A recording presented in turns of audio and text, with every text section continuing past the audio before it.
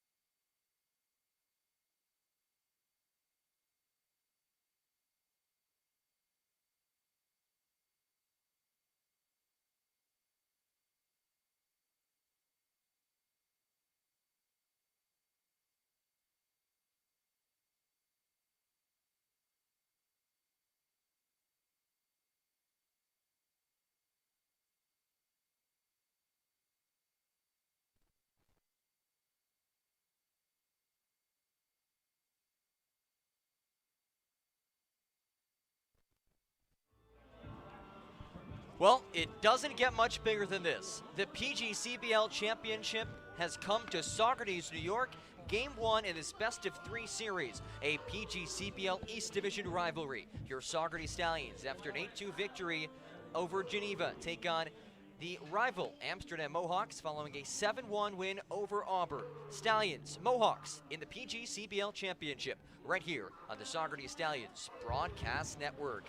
Good evening and thanks for joining us on this historic Monday night in Saugerties. John Gross alongside Michael Gross. And Michael, it's great to have another home playoff game, just the second one in Stallions history. Wasn't supposed to be this way. It was supposed to be an Amsterdam home game yesterday, then a Stallions home game tonight for game 2. How does starting this series in Saugerties change the complexion of the series? Well, like you said, we were supposed to have a home game here anyway in the championship, but having the game here first, it's a big deal because if you win this game, you set the tone, even though you don't have the home field advantage, but you set the tone, and then you only have to win one of 2 in the doubleheader tomorrow. Yeah, as you said, tomorrow will be a doubleheader starting at 4:15, 2 9-inning games. That's up at Shuttleworth Park. The Stallions have played Amsterdam 10 times this season, just 3-7 against the Mohawks. What will it take for Saugerties to come away with the win tonight? Well, I think first and foremost, it's going to start with the big lefty on the mound, Jack Walker. He's been very, very good against Amsterdam this year. We'll have some stats in just a moment, but he's got to set the tone. 4, maybe even 5 innings against this team. That'll really help propel the Stallions up over the Mohawks. The third start of the season for Jack Walker is underway, and we are underway. Game 1 of the PGCBL Championship, the Stallions' first ever time in the PGCBL championship. Walker facing Matt Shaw, arguably the top hitter in this league. Out of Maryland, Shaw hitting .365 of this season, was 1 for 4 2 nights ago against Auburn. 4th in the league in batting average, 1st in home runs, tied for 7th in RBI, tied for 11th in stolen bases. Come on now, get back in it. Come on. While it's the Stallions' first time at the championship, this is a place that this Amsterdam franchise has been before. They've won before. In fact, 5 times. The reigning PGCBL champs are playing in their 4th straight PGCBL championship series. Amsterdam's been here before. They know what it's like to be here. They know what it's like to win on this stage. But right now, Walker's behind in the count 3-1. Just throwing strikes. You can take a little bit off the fastball, maybe throw in the breaking ball here and there, which he throws so well for strikes. Shaw jammed inside. Loop to Jared Brown for the first out. Brings up Brett Coker. Will give you the Amsterdam lineup. Shaw just led off, plays in center. Brett Coker bats second, plays at third. CJ Funk on deck in right field. Bryce Eblin cleanup at shortstop. Jake Reinish 5th at first base. Bradley Langerman 6th in catches. Kai Roberts 7th at left. Hunter McLean bats 8th in the DH. And Davis Mesh hits last at second base. Coker hitting .323 in this season. Was 2 for 2 with a pair of RBI against Auburn. You talk about Jack Walker just needing to throw strikes. We were marveling before this broadcast. Amsterdam is just 3 for 28. That's good for just 107 against Walker this year. Yeah, batting 107. But the thing is, he has 7 strikeouts against them, but 8 walks. Coker lined into right field. And Brett Coker is now 3 for 3 in the PGCBL postseason. He had a triple 2 nights ago that drove in 2 runs. But even those first 2 at-bats there, they're not getting good contact off of him. Both were jammed inside, up on the hands. First one was popped out to Brown, and the second one just barely dunked in front of Verduzco. Brings up CJ Funk with 1 down in his first inning of the PGCBL championship. He takes a strike. Tonight's umpires, a 4-man crew. How about that for the first time this season? Pretty cool to have that. It's Paul McKinney behind home plate, Ray Bryant at third base, Mike Mooney second base, and Tom Nager at first base.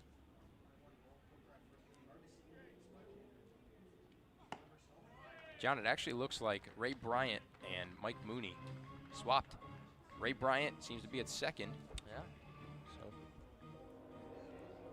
it's Bryant, the second base umpire, and Mike Mooney at third base. Last minute changes always happens to lineups. Yeah. Coker is going to take off as it gets away from Morris, and the throw is not in time.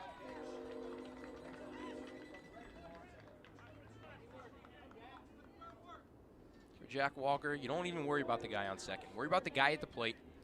Throw some strikes and make him chase. You know, I mean, you can put it in the zone, but you can still make him chase if it's a pitch that he's not looking for.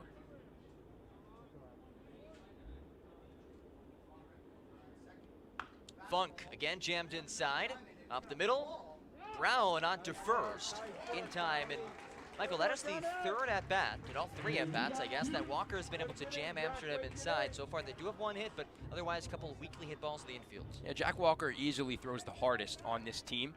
Yeah. And this is how you set the tone. You say, hey, I'm going to throw hard, but you're not going to be able to hit it. Everything is either you're going to swing and miss or, well, you're going to get jammed, and that's what he's done so far. Bryce Eblin, a 300 hitter on this season, sparked the Amsterdam offense on Saturday. A first-inning grand slam.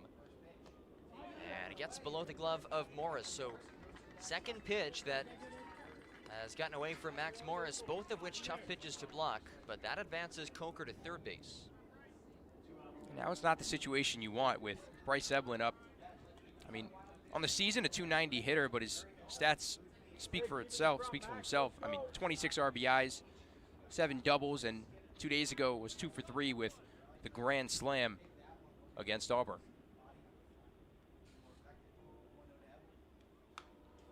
That levels things at 1-1. Eblin has a hit in 3 of his last 4 games.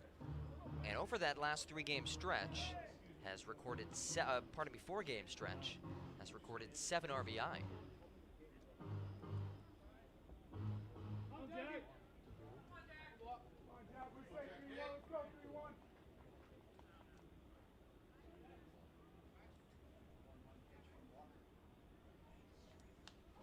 And Walker nails Bryce Eblin.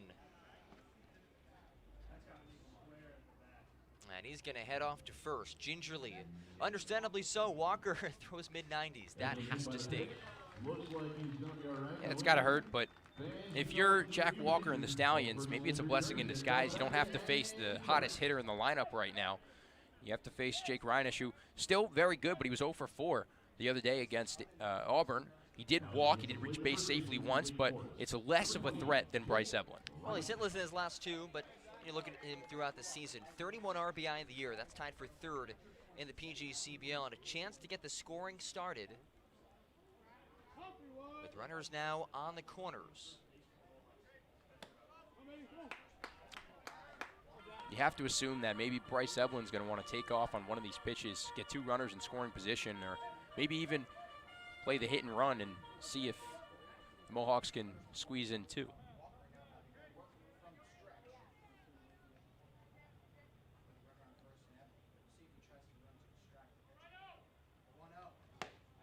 And Walker gets it past the bat of Reinisch. Again, like you said, Michael, 0 for 4 against Auburn, hitting .322 in the season, the lefty out of Wake Forest.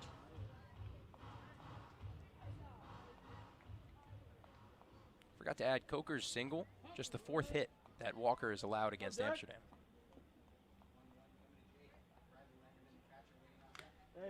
And Walker a strike away from getting out of this jam. We always talk about the importance of getting in the board early, putting pressure on the opponent. This would be huge for Walker to shut the door in Amsterdam. Yeah, you got to have that clean first inning, or at least semi-clean first inning, and keep Amsterdam off the board. We know Amsterdam can score early and often, and they can score in bunches too. So if you can keep them off the board in the first inning, that's going to give your bats some real big confidence. 1-2 misses in the field for Saugerties. Jack Walker on the mound. Max Morris behind to him, played left to right of the infield. Iverson, Brown, Redwick, and Fugers. Left to right of the outfield, Will Height, Stevenson, and Verduzco. So the same 9 for the Stallions as what we saw on Saturday in that 8-2 win over Geneva. Eblin takes off. And our first Mid-Hudson Valley Federal Credit Union strikeout of the night comes in a huge spot for Jack Walker. And we head to the bottom of the first. No runs on a 1 hit and 2 left on base. Bottom of the first after this. We are scoreless in Game 1 of the PGCBL Championship on the Saugerties Stallions Broadcast Network.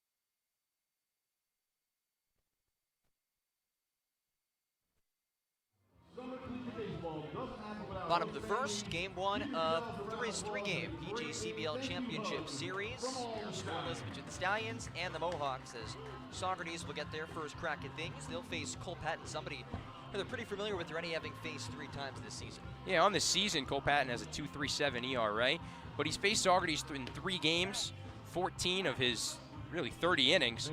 He's given up 6 runs, only 5 of them earned, 8 hits in those 14 2/3 innings. And Saugerties has batted a little bit better than Amsterdam has batted against Jack Walker. They've batted 133, they're 8 for 60 against Cole Patton, but they've seen him so often that just like Amsterdam, they know what they're getting. It's just a matter of, hitting the ball. Josh Stevenson leads off for the Stallions. He plays in center field. Rest of the Stallions order as follows. Jack Renwick bats second and plays second. The three-hitter at first base, Kip Fugers. Cleanup batter tonight in right field, Kate Verduzco. Andrew Wilhite hits fifth and left. Albert Jennings sixth at DH. Max Morris seventh and catches. Nick Iverson on third base hits eighth. And Jarrett Brown rounds out the Stallions order at shortstop. So it's Josh Stevenson, 312 in the year, was 3 for 5.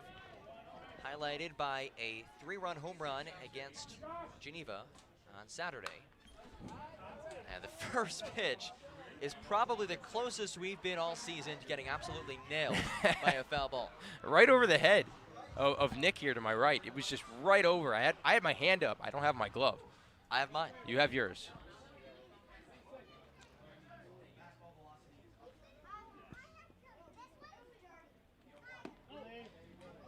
Well, it's a good thing, too, that I have it because I wasn't going to take it. I left it in my car, and then you reminded me, you want to take your glove, and there we go. Here we are.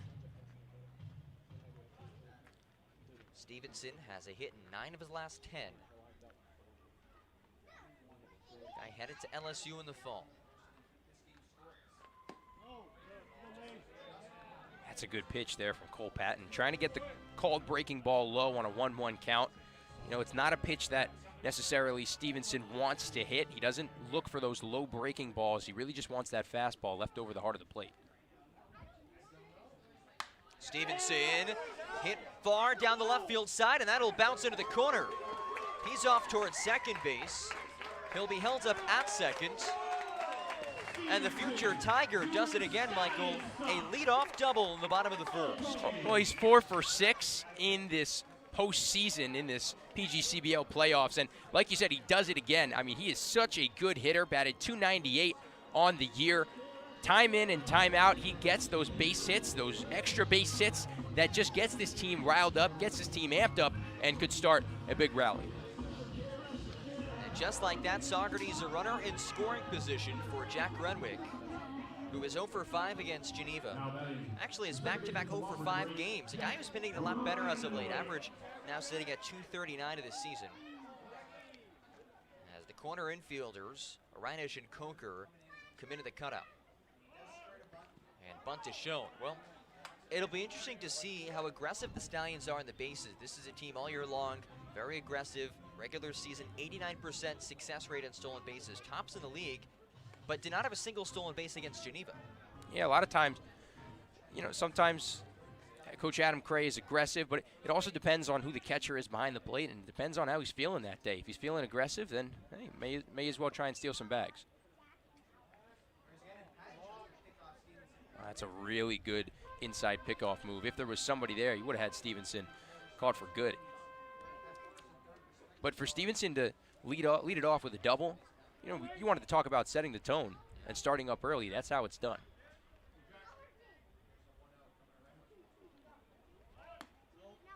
Again, pulls back in the bunt attempt. And not only did the Stallions not have a single stolen base, they were actually caught on the base paths twice. An uncharacteristic performance by the Stallions against Geneva.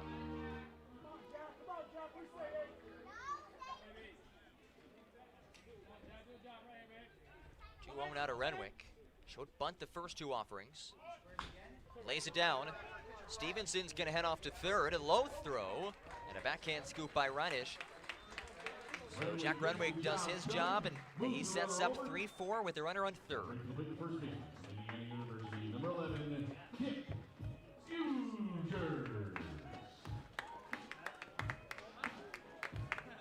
Kip Fugers, a .325 average in the year. Tied for third in the league, 31 RBI this season. Michael, this is the spot that he has thrived in all year long. Yeah, runners in scoring position and that 3 or 4 spot in the lineup, he's going to get the worst pitches, but he's going to make, as in worst pitches as in nobody's going to want to pitch to him, but he's going to make good work of them too. It's a big hack of the first offering. It's a guy who we know he's going to be very aggressive at the plate. Anything that he likes, he's going for. Or anything that's close too. I mean, in batting practice, he was working on going the other way and even just poking him over the heads of the infield. He was working on that, so even that will work. here. We know he's a power hitter, but he can do both. Talk about power. Deep fly center field. Back goes Shaw. At the warning track will make the catch. Stevenson heads home. And Kip Futures drives home a run. The Stallions strike first in game 1 of the PGCBL Championship. That was probably just a step in or two from the warning track. I mean, he got a hold of it, but he got a hold of it easily enough to score Josh Stevenson, too. Yes. That's all that matters. Off the bat, man, I thought that a shot. I don't know if you saw me. I had my hand going around. My finger was spinning around. I thought it was gone, too.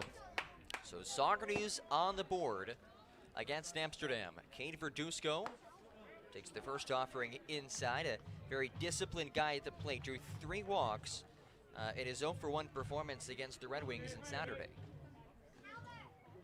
And on the year, he only walked 11 times in the regular season. Chopper, and it's under the glove of Coker at third. And Verduzco's getting off to second. A slow pickup by Roberts, and he's in there.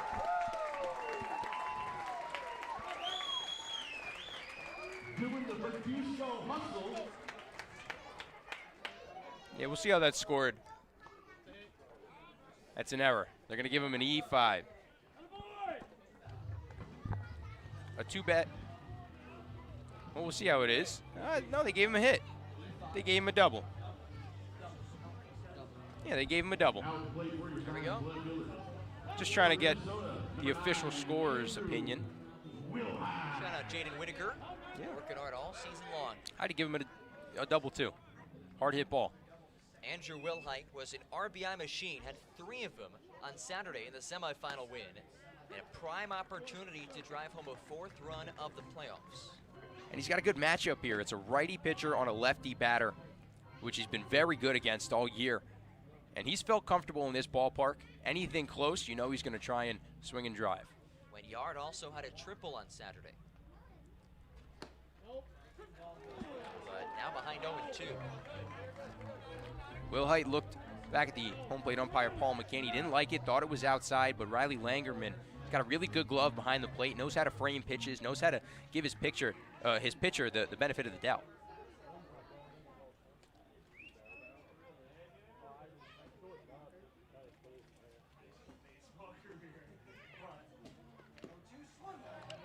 And wow, talk about a great glove. Langerman scooped that up just above the dirt as it was tipped back by Wilhite. And Rich Doobie is going to argue something. I believe it was a foul ball. It was a foul ball. I thought sounded like a foul ball to me. Caught it, but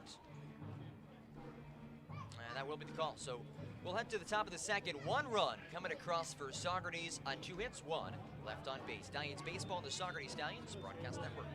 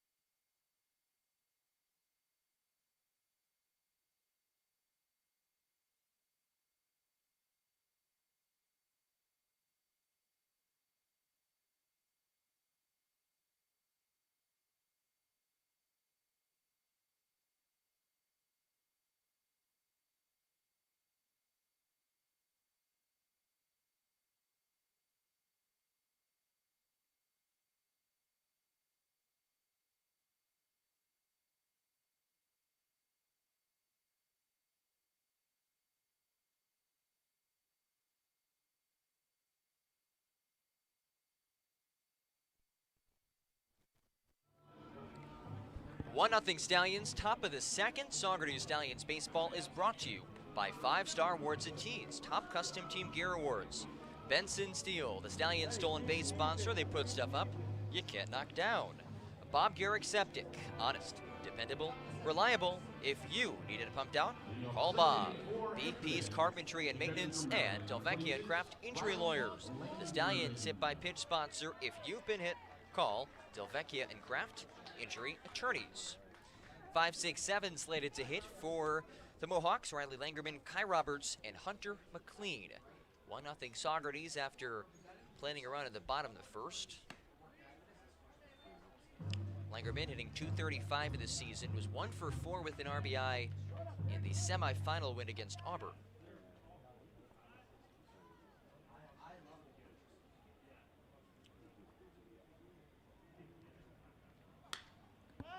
Lifted foul, and out of play.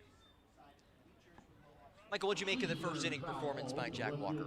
I thought he looked real comfortable. I thought he was throwing his fastball decently well, not as wild as we've seen it. And I think he was a little bit more controlled, but now he has to have more command. Control is one thing, command is another. You need to put the pitches where you want it, put the pitches where the catcher Max Morris wants it, and if he can get a quick inning here, it'd be huge for his confidence.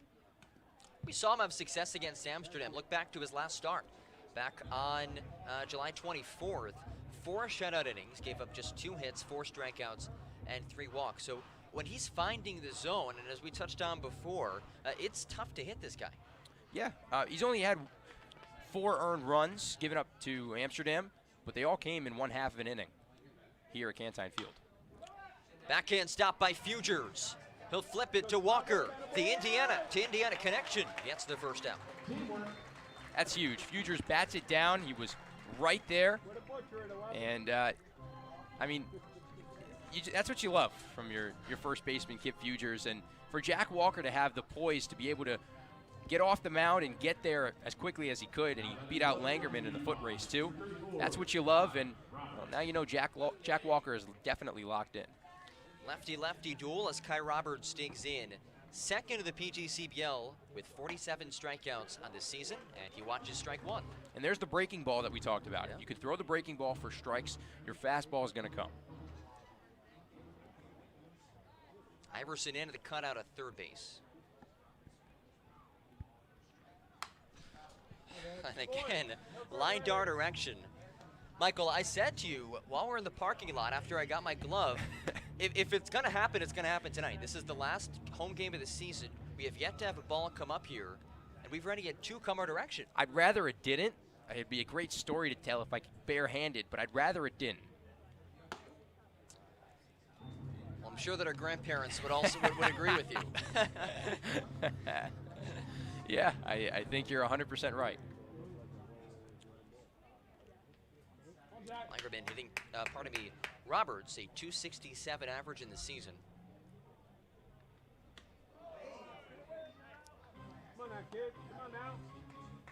Walker's saying something to Morris, something about maybe signs or something, or maybe it's just a new ball. But either way, he went ahead in the count 0-2. He tried to climb the ladder once and then lost control of the fastball on the second one. I wouldn't be surprised if he goes back to the breaking ball here and maybe gets him on something lower inside. Hold that, no further. Hey. Good try, Bert.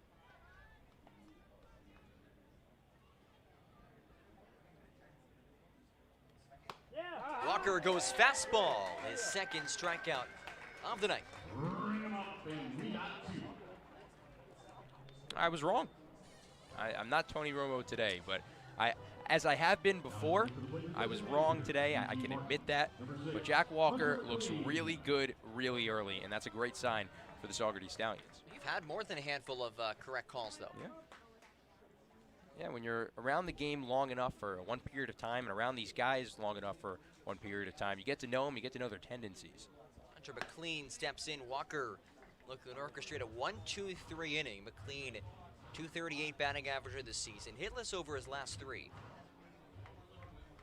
We talked about this during the break, but at a 1-2-3 inning after getting a run to the board at the bottom of the first would be absolutely massive for Saugerties. Uh-huh.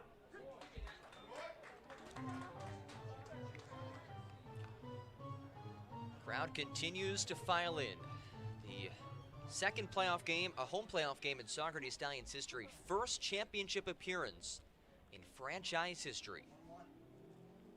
And Walker, a strike away from his third of the night. Through the first pitch ball, it was certainly outside, but well, now you come back with two fastballs there. You have the ability to do whatever you want now. If McLean can't catch up to it, you might as well go back to it.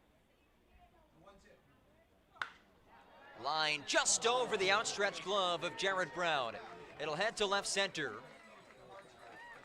And a 2-out, 2-strike single recorded by Hunter McLean. Just 20 at-bats during the regular season. He was 5 for 20. He was 1 for 1, and he was hit by a pitch the other day against Auburn, so he hasn't had too many at-bats, but he certainly hit. He could certainly hit the ball, and he showed it there down on a 1-2 count. Snaps a 3-game hitless streak, brings up Davis Mesh, also tonight's K-Man.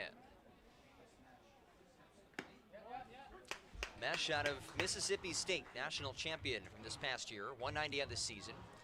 Hitless in 4 of his last 5, which includes an 0 for 3 outing in the semifinal win over Auburn.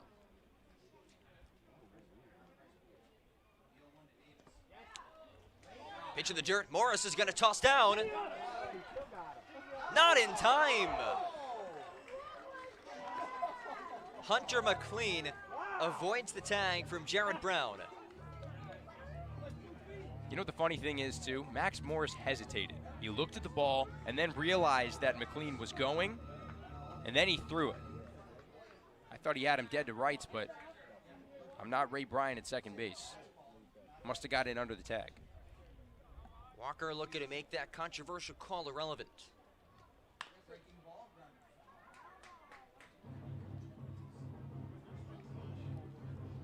Well, again, a 4-man umpire crew for the first time this season. Had 3 on Saturday in the semifinals. But this is game 1 of the championship series. So, pretty cool, and I'd say the right thing to do to have 4. Yeah, it was 3 the other day. Now it's 4 for the biggest game, biggest series, the PGCBL. And Walker spikes it about 5 feet short of the plate. And for the second straight inning, the Mohawks have a runner 90 feet away. Well, it's time to capitalize. If you're Davis Mesh, you do have 12 RBIs on the year. There are 2 outs. But if you're Jack Walker, just take a breath. You know, recalculate a little bit. You don't have to overthrow, which is exactly what he did there, bounce it in the dirt. But you don't have to overthrow. Just get it over and make a miss. Oh, that is big. Jack Walker strands an Amsterdam base runner on third base for the second straight inning as the K-Man delivers in grand fashion. And we head to the bottom of the second. No runs, 1 hit, 1 left on base. 1-0 Saugerties in front in game 1 of the PGCBL Championship Series.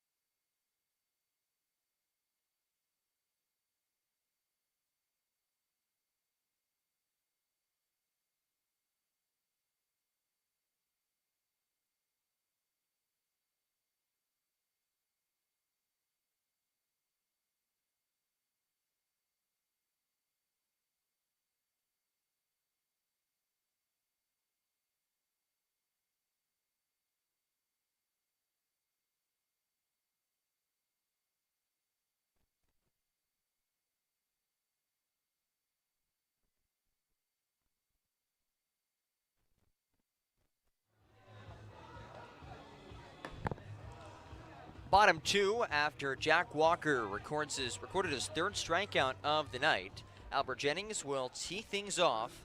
6-7-8 due up. Jennings, the lone difference in Rich Doobie's starting 9, he's in at DH, in for Colin Mackel, who started the semifinal game.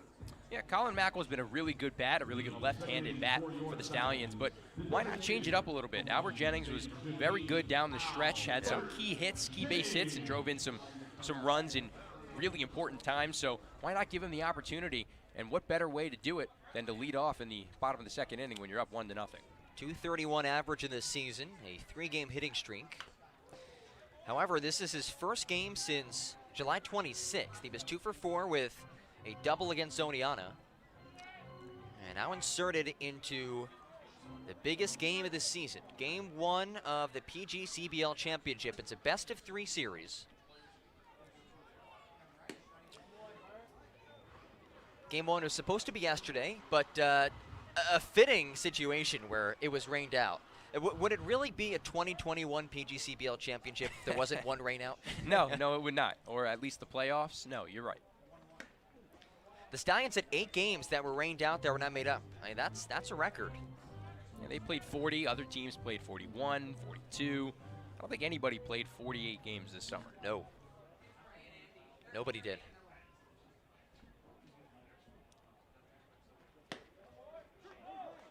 And strike 2 in there against Albert Jennings, who's followed by Max Morris and Nick Iverson. The key for Jennings here, if he sees the breaking ball coming on the outside half of the plate, just get your bat on it. It's been his kryptonite all year long, so just get your bat on it and see what you can do. He's worked a lot this summer with, got a lot of advice earlier in the summer from assistant coach Shane Spencer, who is here tonight, and really just working on a couple things with his swing, and really since he started working with Shane, it's been incredible to see his numbers rise, and even just the contact that he's been making at the plate. It's been a lot better than what we saw early on in the season.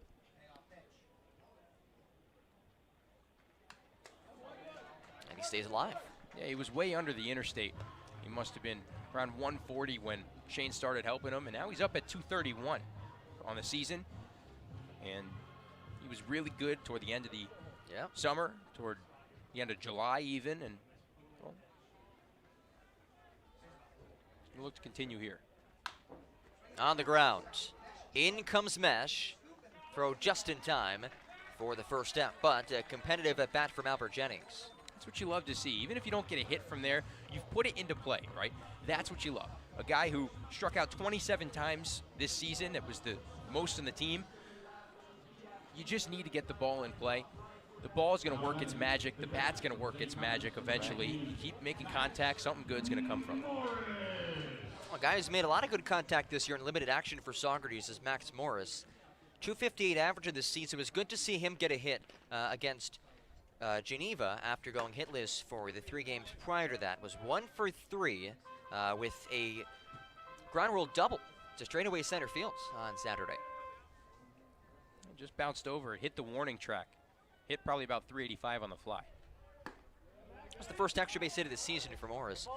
A lot of line drives this year, but he showed he has some power. Technically, it was the first extra base hit, but if you remember the Albany game, he came all the way around to score. If you remember that on a single, on the same play.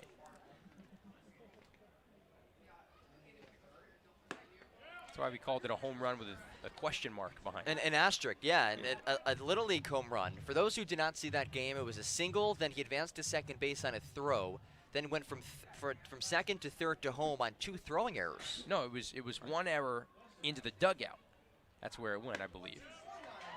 And he is down on strikes for the second out. Brings up Nick Iverson, another guy who's had a lot of success as this season's progressed. And Michael, you look at the bottom 3 of the Stallions' batting order on Saturday. All 3 recorded a hit. That's a big reason why Saugerties found a lot of offensive success over the weekend. Yeah, you need the bottom half of your order to pick it up and get you back to the top, right? You want your meat of the order to come up. You want your leadoff hitters to come up. And this is what these guys did. They've been working all year to try and do that. And there's a reason why they're down here as well, to bring the order back to the top. 205 hitter. Enters today in a 4-game hitting streak, a 6 hit in 6 of his last 7 appearances. Jared Brown on deck, who is 1 for 2 against Geneva.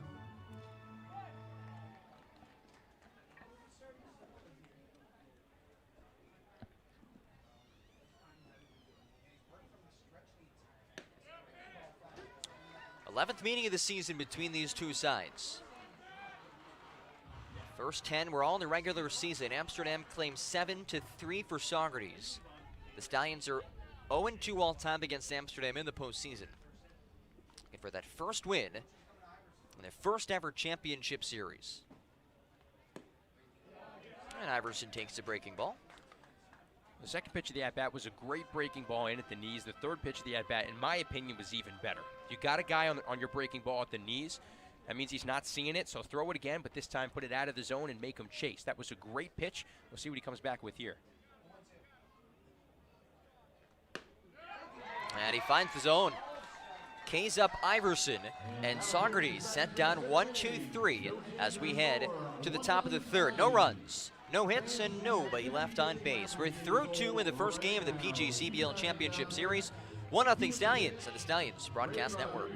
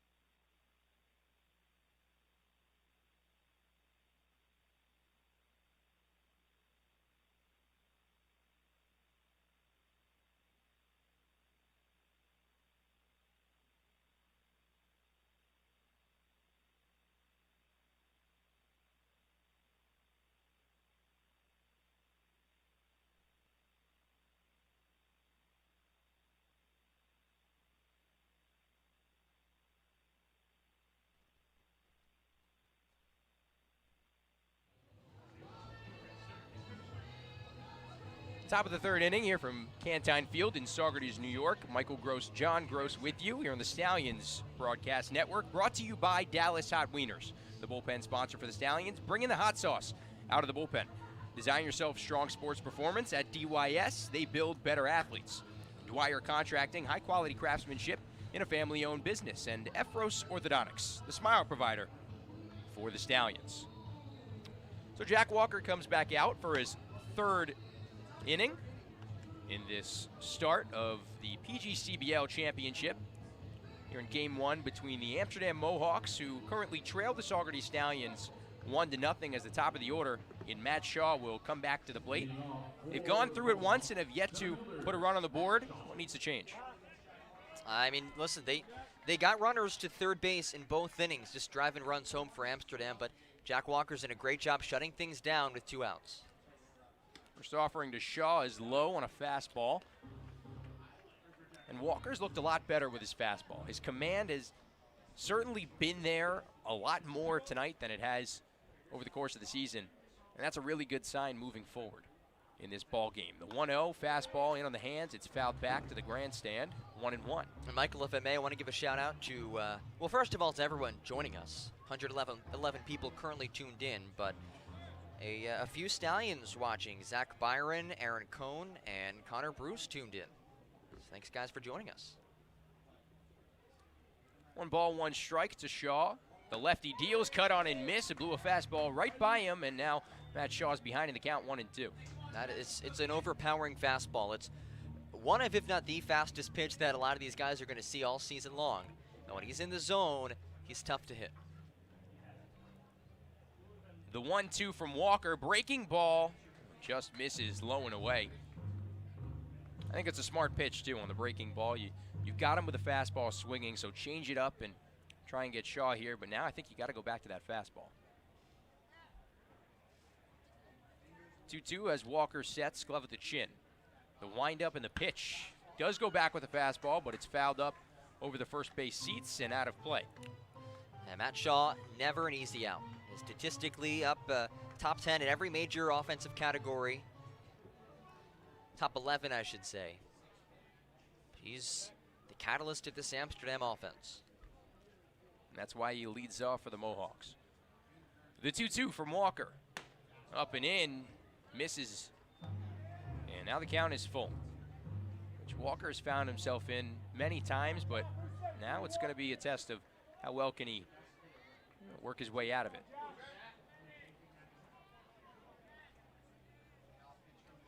Three balls, 2 strikes to the right-hand hitting Shaw. As Walker deals, fastball hit in the air toward right field. Verduzco ranging back toward the track, makes the catch for the first out of the inning. Michael, anytime that you can retire Matt Shaw is a major victory. He's 0 for 2 tonight, was 0 for 4 when these two teams played back on July 24th. That's the big reason why the Stallions kept Amsterdam scoreless. If you can keep Shaw off the bases, if you can prevent him from making an impact offensively, you put yourself in a good position to limit Amsterdam's runs. Yeah, take down that leadoff hitter and make the rest of them do the work. As here comes Brett Coker, who has one of just 2 hits tonight as he cuts and misses on a breaking ball from Walker, who is really just feeling it. He really is. Curveball looking good, a pitch he's worked on a whole lot this summer. No balls and a strike to the third baseman, Coker. Walker deals, fouled off over the netting behind the first base dugout, do 0-2.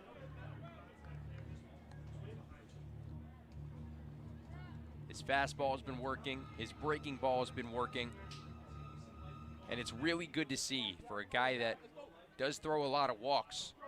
He is throwing less balls than normal. The 0-2. Breaking ball chopped back toward the dugout. On the third base side. Anybody have a play on that? No, but assistant coach Adam Cray almost took a ball to the face. That took a weird bounce and actually cleared the dugout fence. And he's hearing it from Ronnie Kelder, saying that Adam should have caught that ball. Best one-liners in the league. The 0-2 grounded foul down the third base line. We'll do it again.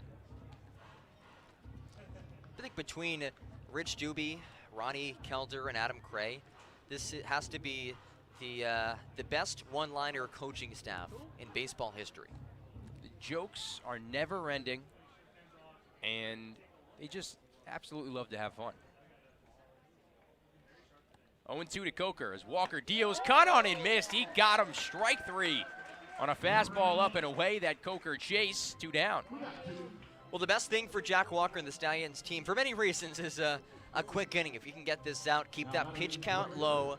Obviously, keep Amsterdam off the base paths and off the boards, but I think keeping that pitch count low is so important because you go into tomorrow, it's a scheduled doubleheader. If you need a third game, it's 2 9-inning games. You have a shallow bullpen to begin with. You need to be able to stretch Walker out tonight. Limit that pitch count. Your CJ Funk, who grounded out to short in the first inning, as he takes ball 1 upstairs. And you mentioned it is 2 9-inning games tomorrow. Yeah. So you really, I mean, before, when you play a doubleheader the next day, you think, okay, 2 7-inning games, maybe you can stretch the starter out to 5 innings, hopefully 6. And now it's, well, you're going to have 2 extra innings per game. If you get there. If necessary. If you get there, if necessary. If you need the third game, and I think that's the big thing. That's why this first game is so pivotal, because then both teams go into tomorrow knowing what they have to do. The 2-0 to CJ Funk is in there for a strike, roofed in on a fastball right down Broadway.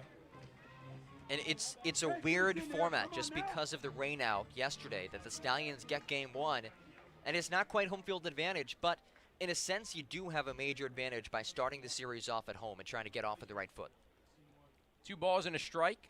The pitch is chopped toward third. Iverson gloves it, fields and fires. Fugers with a great stretch to make the play and end the inning. A 1-2-3 for Jack Walker in the third, and Amsterdam still not on the board as the Stallions lead it 1-0. They're up here in the bottom of the third, coming right up on the Stallions Broadcast Network.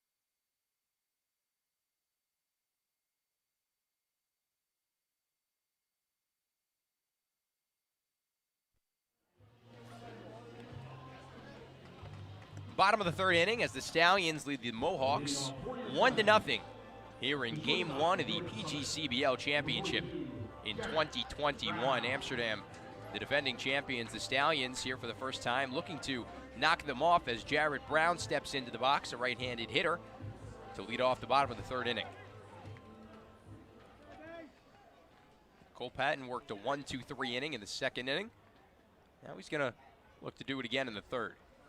The first pitch to Brown is in there for a strike, 0-1. Brown is probably the best eye in this team. A disciplined hitter, has a team-high 20 walks in this season, and had a big hit against Geneva. Fastball on the outside half of the plate, 0-2 to Jared Brown, who has been pretty good in taking pitches on the outside, but that one caught the edge of the plate. No balls and 2 strikes as Patton set to the belt from the stretch. The righty deals, breaking ball, got him, strike 3 on a foul tip, which was caught by Riley Langerman for the first strikeout of the inning. That's now twice that Langerman has caught a foul tip for a strike 3. Those are game-changing plays because that ends an at-bat right then and there. Foul tips, if he doesn't catch that, it's another pitch that Patton has to throw, another opportunity for a Stallions hitter, and that's the benefit of having a really good catcher like Riley Langerman. The order turns over for the first time for the Stallions as Josh Stevenson steps into the box, a left-handed hitter, going to LSU in the fall. As he steps out and takes time. Maybe that's you think, is that a mental tactic that a lot of these guys do before a pitch is even thrown? Well, I think there was also just a softball that was hit into right center field from another field. But to a degree, I think it is that the batter tries to take command of the batter's box. He wants things to go on his time. And that could alter pitchers who are very regimented, have a strict routine of when they like to throw. First offering to Stevenson is low. Good frame there from Langerman, but no call from the home plate umpire, Paul McKinney, 1-0. It forces the pitcher to think about things just a little bit longer. Would you believe I didn't even see the softball out there? They hit some bombs out there on the softball field behind right field as Stevenson swings and misses, 1-1. There was that one game a couple weeks ago that I think it was the same half inning, 2 softballs, one came onto the field, bounced off the scoreboard, and then another one hit the scoreboard and did not come on the field. But I don't know if Barry Bonds is over there, Mark McGuire, I don't know. The 1-1 to Stevenson, breaking ball that Patton lost the grip on. Up and away, 2-1. Stevenson, the leadoff hitter for the Stallions, and rightfully so. Gets on base more than, I think, everybody except Cade Verduzco. The 2-1 from Patton, he misses again on the breaking ball. That's been a bit of a struggle for him early on, 3-1. This is a difficult spot for Cole Patton. You have a guy in Josh Stevenson who has a game-changing bat, had extra bases in his first at-bat with the double. We've seen him go yard in some big spots this year. Interesting to see what Patton goes with. And if you're Stevenson, you'll take a walk. Top of the order, just get on base. Patton trying to battle back on a 3-1 count to Stevenson. The pitch cut on and missed. Fastball upstairs. And now the count is stretched to full. I think that would have been a little out of the zone, right? A little elevated fastball, but a lot of times in 3-1 pitches, you expect to get something good, and those high fastballs look really good and so tempting out of the hand. The payoff pitch from Patton as he deals, cut on and missed. He got him. Strike 3 swinging. The second strikeout of the inning, his 5th strikeout of the night. And here comes Jack Renwick to the plate, looking to keep the third inning alive and maybe try and get a base runner. It is the 6th straight retired batter for Cole Patton after he gave up a run and allowed Verduzco to reach base on a double in the first inning. And he struck out 5 of the last 6. He's been tough to hit as of late. First offering up and in on Renwick as he turns away from it, 1-0. And that's why scoring the run in the first inning was so big. You knew Cole Patton was going to get back to his normal self. He's been a dominant pitcher all year, 2.37 ERA and 7 starts. by getting that run early, you give yourself a little bit of a cushion. The 1-0 to Renwick, hit back up the middle and fielded by Eblin. The throw would not have been in time anyway as it gets away from Jake Reinisch. I think Renwick would have beat it out regardless, but what a play, or almost what a play from Bryce Eblin. He fielded it with his left hand, moving toward his left, spun around, threw it across the body, and almost got Jack Renwick for the third out. There's no ands, ifs, or buts about it. Bryce Eblin is an elite shortstop, especially in the field. He's made some plays this year that you might see at the MLB ranks. That's about it. He's at Alabama for a reason, SEC ball player, and nearly got the fastest player on the Stallions. Good pickoff move there from Patton. Didn't get Jack Renwick, but certainly got him scrambling back. Have to be cautious in the base pass. You were caught twice on the bases against Geneva. First offering to Fugers from the righty Patton. Will not happen yet as Fugers takes time. Well, Fugers was at the plate with a runner on in the first inning, and now he's doing it again. This time the runner's not in scoring position. First pitch to Fugers is in the dirt, 1-0. I think maybe, just maybe, Coach Adam Cray might send him here. It's going to depend on the pitch. Might come down to just a dirt ball read from Renwick. Do something low. Well, Cole Patton's certainly thinking about it. Yeah. And it's finding that balance. You don't want to stray too much from your identity. And it's been a very aggressive identity from the Stallions in the regular season, but you have to be careful in the championship. The 1-0 to Fugers. Hit in the air, but foul. Down the line on first base side and out of play. And that was his pitch, right in his wheelhouse. Got a good barrel on it, but just a little bit late on it. It sounded real good off the bat, but wasn't hit between the lines. 1 ball, 1 strike, 2 outs as Renwick leads off of first in the bottom of the third inning. Patton sets the belt. The throw back to first, not in time as the ball also gets away from Jake Reinisch.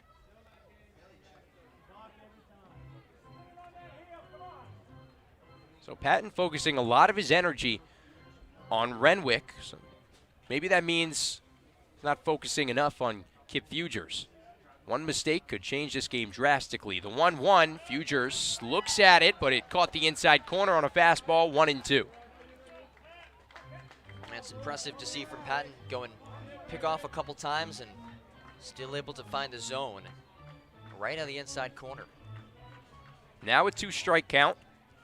Could they send Renwick, or will Cole Patton send the Stallions back to the field to throw over to first? Not in time. Is that the 4th time in the at-bat? I think 5th, yeah. It's been it's pretty focused on Jack Renwick, and rightfully so. Renwick, one of the best in the Stallions team at stealing bases. He's the fastest on the team, that's for sure. The 1-2 to Kip Fugers.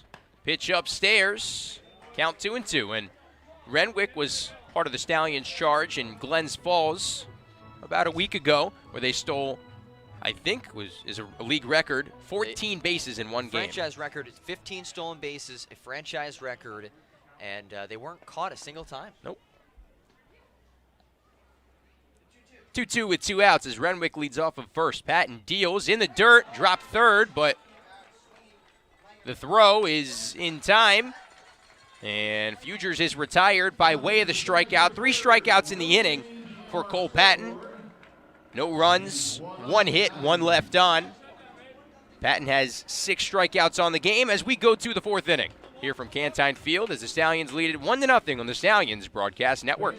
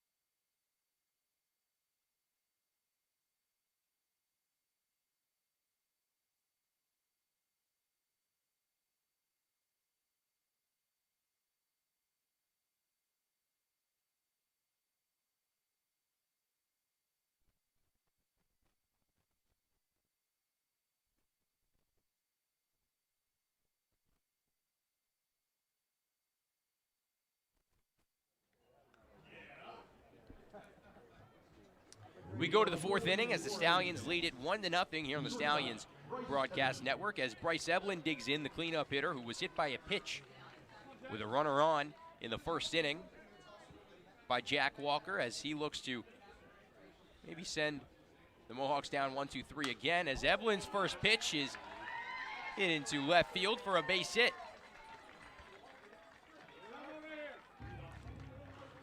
Just put a barrel on it, drive it out to left field, and when you have a hard-throwing pitcher like this, especially as a lefty, you just have to get up there and just slap it, and that's exactly what he did, went opposite fields.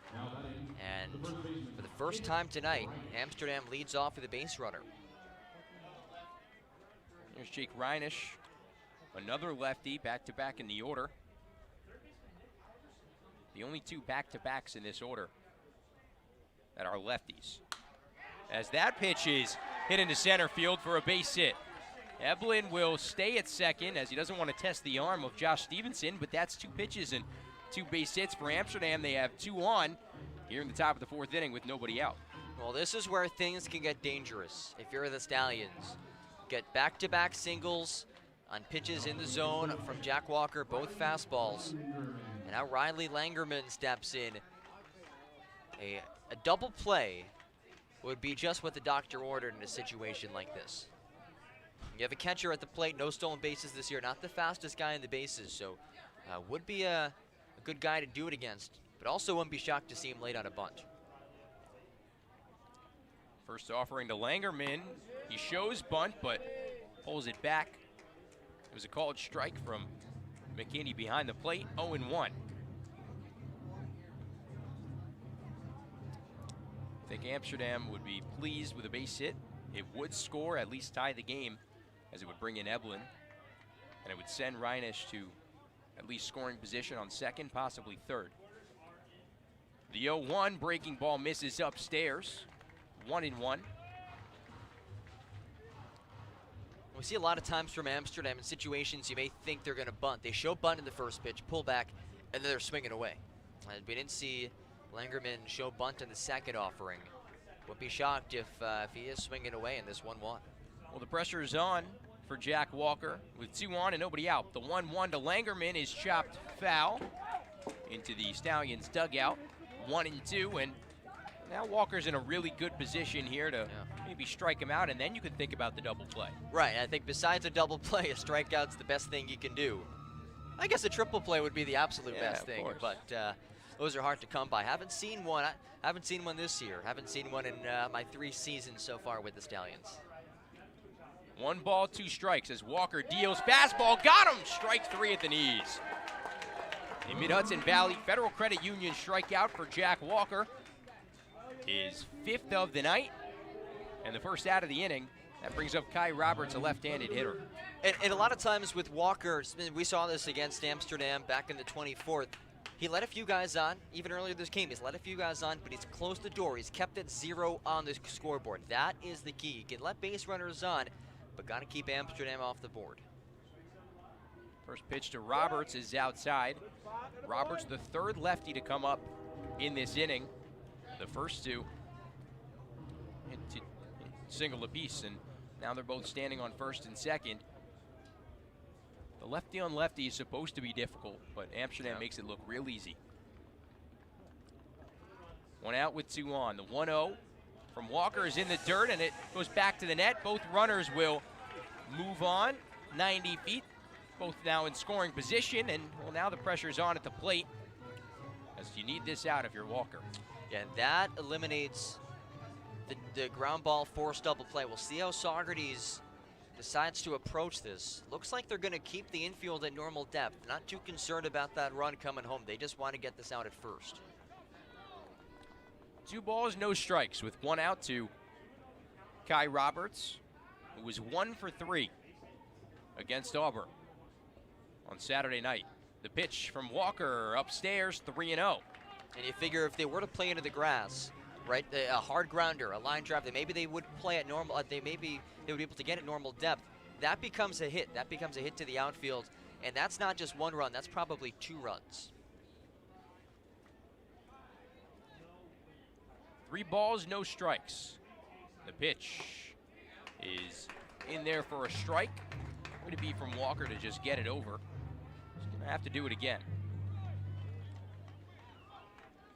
But you have to be careful. A walk isn't the worst thing in the world, but load the bases, bring back the force.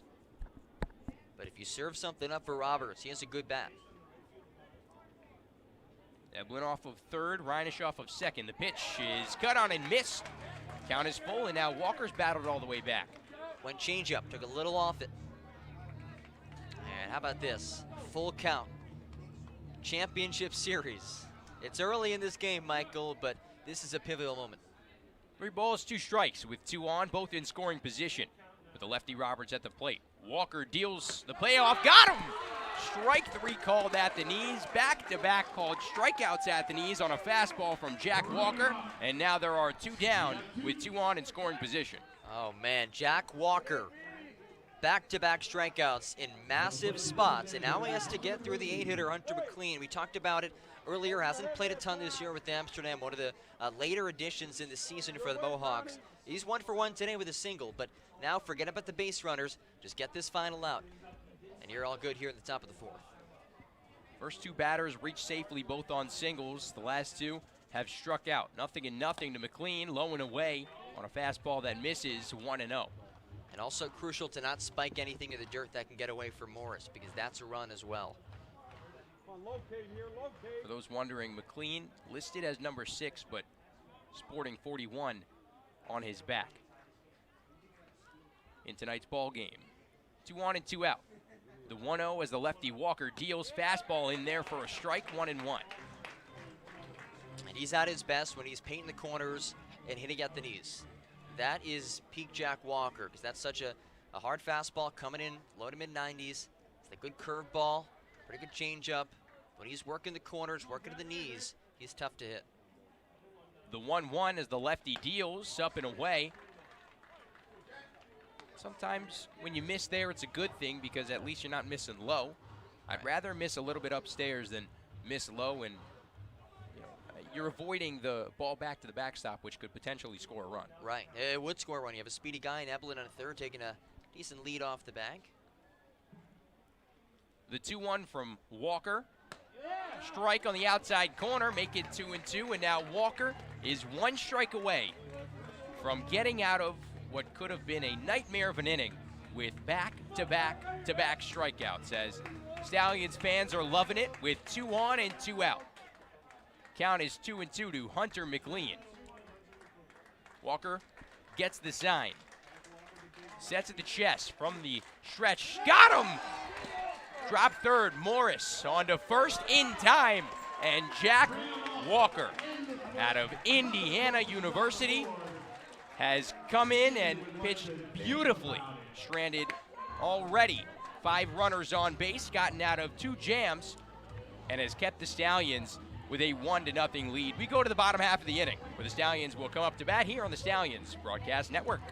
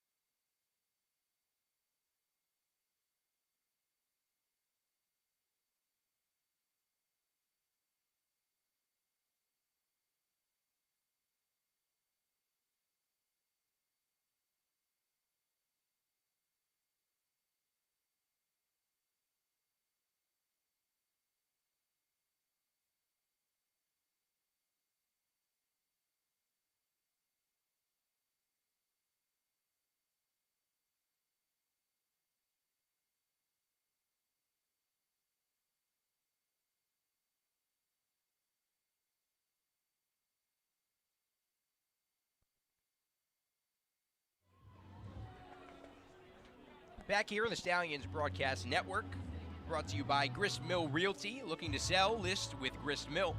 Halter Associates Realty. Make the right move with Halter. Hell's Mortal Realty and Insurance, sponsor of Insurance Runs. I'm MedView Incorporated, independent medical review, world-class results, local connections. IXL Health and Fitness Club, keeping the Stallions fit all season long. J. Mullins & Sons Incorporated, masonry, excavation, building, and a whole lot more, as well as Jim Howick Seamless Gutters. Protect your home with Jim Howick. Bottom of the 4th inning, as Jack Walker has been lighting up the Mid-Hudson Valley Federal Credit Union strikeout quota. And Cade Verduzco will lead it off for the Stallions, who hold a 1-0 lead, a very tight 1-0 lead over the Amsterdam Mohawks. As Patton sets at the belt, his first offering to Verduzco was in there for a strike-breaking ball at the knees, 0-1. And that was a momentum half inning. It was either team could have gained a lot of momentum. Amsterdam looked like they were going to get some runs across, then Jack Walker said no, and the Stallions looked to add to this 1-0 advantage. Pitch is spiked, 1-1. It's almost like a seesaw, right? Yeah. You're trying not to let the seesaw touch the ground for the other side. You want to get your feet down and push it back up, and that's what Jack Walker's done. The seesaw has been really close to hitting the ground for Amsterdam. Jack Walker's brought it right back up. Yeah, that's a great way to put it. Sometimes you got to think like that, too. The 1-1 to Verduzco is up and in. 2-1, and Verduzco, I don't know how he really keeps stepping in there as that close. He gets hit by pitch more than anybody else on this team, I believe. And yeah. he steps back in there, really tight to the plate every single time. The 2-1 from Patton is fouled down the line, out of play. Yeah, he's aggressive in the batter's box. Nothing wrong with it. He gets on base more times than anyone else in the Stallions team. Not just with his bat, he's hitting 375, but like you said, leads the team with hit by pitches. Also has a whole bunch of walks. And yeah, as Rob Vanderbeck, our PA announcer, gives a shout out to the best bat boy in the PGCBL, let's do so as well. Shout out Chase Pickles. 2 balls, 2 strikes to Verduzco as he cuts and fouls it away. We'll keep it at 2-2. He has a shooting sleeve on his arm tonight. Yeah, it's a I think little that's the different. first time. A little bit of bling, a little bit of flash. I enjoy it. Why not Me have too. some fun? Yeah, why not? Verduzco leads off in the bottom of the 4th inning. As Patton shakes off a sign, and another one, then he gets it, and he sets at the belt. The 2-2 from the righty. Got him, strike 3 at the knees, and Verduzco down on strikes. It is the 7th strikeout for Cole Patton. Yeah. And he's now retired 7 of the last 8. Yeah, 7 of the last 8 outs recorded were via strikeout, and that's those are impressive numbers because when you're striking a guy out, obviously he's not able to put the ball in play. Not a lot of pressure put into Amsterdam field since that first inning. Just 1 base runner reaching. It was an infield single by Renwick in the 3rd. Here's Andrew Wilhite, who's notoriously a pole hitter, as he hits this one towards center field. Back is a center fielder, Shaw, who makes the catch in front of the track for the 2nd out. As I said, he was notoriously a pole hitter. Goes right to center field.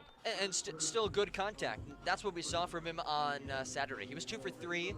Even the time that he got out, he was struck out, but showed a lot of pop from his barrel, was seeing it well, was hitting it well, even on some couple foul balls. And you like to see that. You get the sense, you make contact like that, straighten out your swing a little bit more, less of a pop in the air, more of a line drive, he's going to get on base. As Jennings steps in, it's also, as he pulls it toward first, flips is Reinisch to Patton, who covers and steps on the bag for the 3rd out. I'll hold my thought as we will go to the 5th inning. Stallions lead it 1-0 on the Stallions Broadcast Network.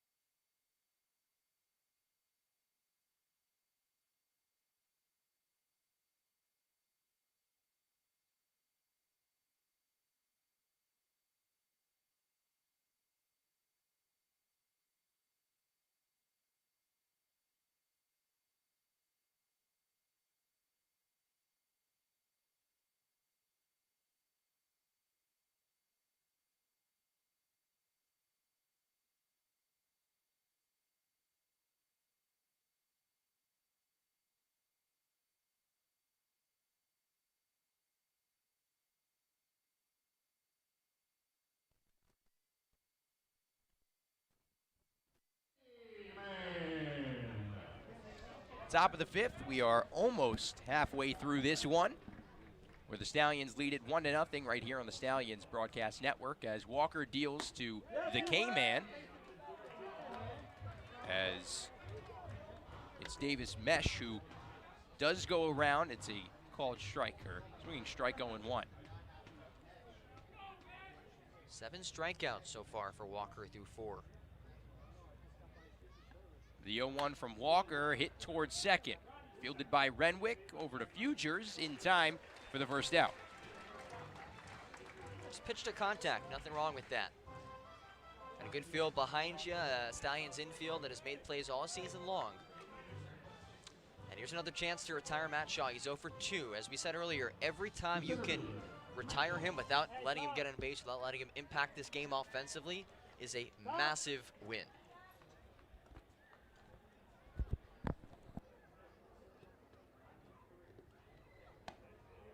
First offering to Shaw is up and away, 1-0, and we're getting definitely a bit of a pitcher's duel. It normally always is. Andy Afonso is normally on the other end of that for the Stallions.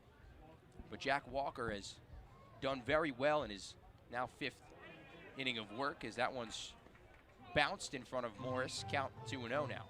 And it's the championship series. Teams are going to throw some really good pitchers out there, a lot of pressure. It's up to these guys individually to perform. Who can step up? Who can make that game-changing play as a pitcher? Can you get those key strikeouts? Can you keep runs from coming across with guys in scoring position? And Walker, let's see, Walker's going to have a word with Paul McKinney. Not sure. I think maybe that was to give Max Morris some time. It did bounce up and I think hit him either off the mask or off the chest. But we're ready to go once again with the leadoff hitter, Matt Shaw, who is 0 for 2 tonight. As he looks at a 2-0 count with 1 out on the board. The pitch from Walker popped up. Foul territory. Morris puts his hands up. He didn't know where it went, and well, it's actually out of play over the first base dugout. Count 2-1. Off the bat, I thought that was staying in play, but ended up tailing pretty far out of play. I think that's the first time I've really seen Max Morris not know where a pop-up near the plate, I guess I should say, in the vicinity where it was. Yeah, he's been great this year defensively. The 2-1 from Walker, cut on and missed. High fastball, make it 2-2. Walker looking for his 8th strikeout of the night here in the top of the 5th inning with 1 out. With a 2-2 count to the center fielder and leadoff batter, Matt Shaw. The pitch from Walker, just below the knees on a fastball, 3-2. That is a really good spot. Just a bit low. 2-2, you figure Shaw's gonna look to protect, maybe goes after it. Oh, I got a full count.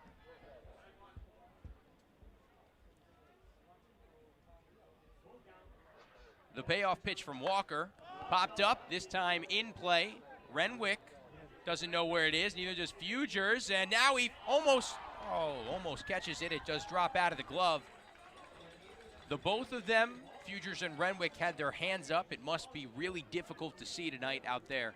There are no clouds in the sky. It is getting dark, but they both have lost it in the lights, and certainly is a gift to the Mohawks. It is. And Kip Fugers still nearly made the play. Neither one of them was able to see it. That reminded me of, who was it that made the catch for the Yankees down at the Trop last week? DJ LeMahieu. DJ LeMahieu, yep. He ended the game. Yeah, Fugers had made the catch, it would have been the same situation, but neither one of them knew where it was. It's tough with this this time of night. Here's Brett Coker as he squares around. Throw back to first. It was picked in the dirt by Fugers. 1-0, I believe, is what the home plate umpire McKinney says. And it is. It was not a called strike. So the count 1-0 to Brett Coker, who's now in a position with just 1 out and 1 runner on to do some damage for the Mohawks. Walker will just knock on the door of Matt Shaw. Not barging in yet on the pickoff move. Well, you like it. Got to keep him honest. His 14 stolen bases, that's tied for 11th in the PGCBL. You know Amsterdam wants to keep moving guys around. Cut on and missed. Upstairs, 1-1. Walker has been very good with the high fastballs.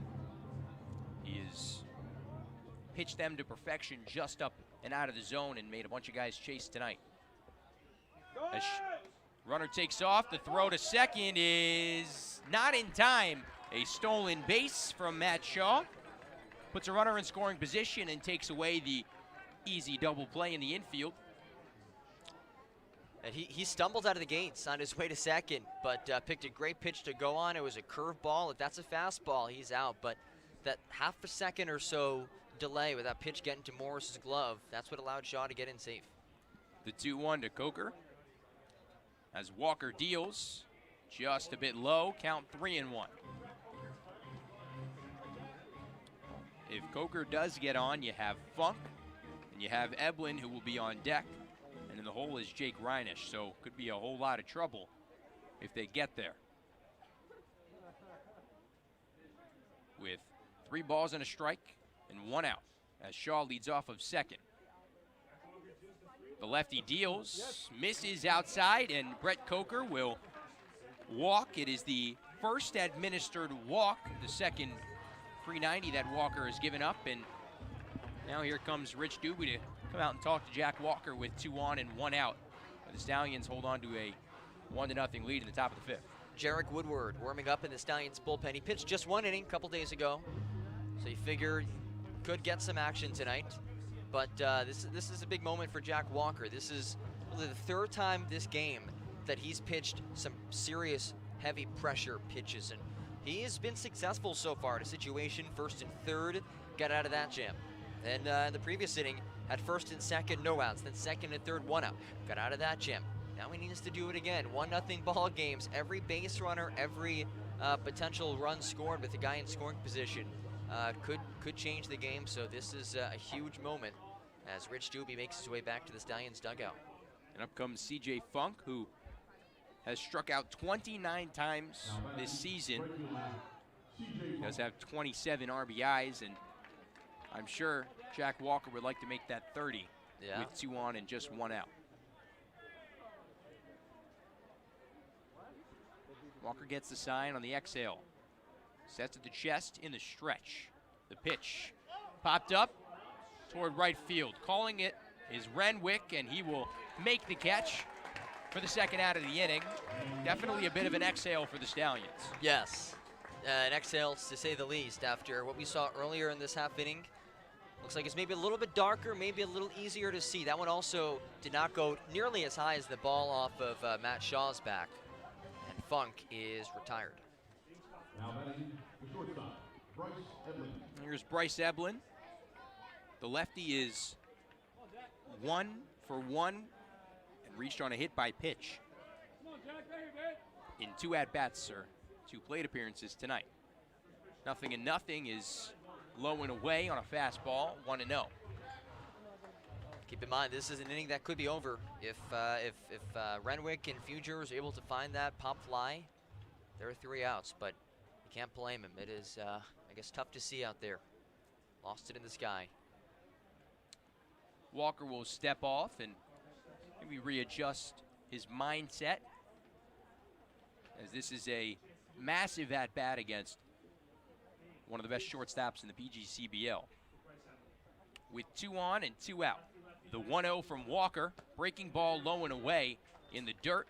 Make it 2-0. Good scoop by Morris. Yeah, the ball gets away from him. It's a big difference between a 1 runner in scoring position at second base and 2 in scoring position. And that block keeps both base runners at bay.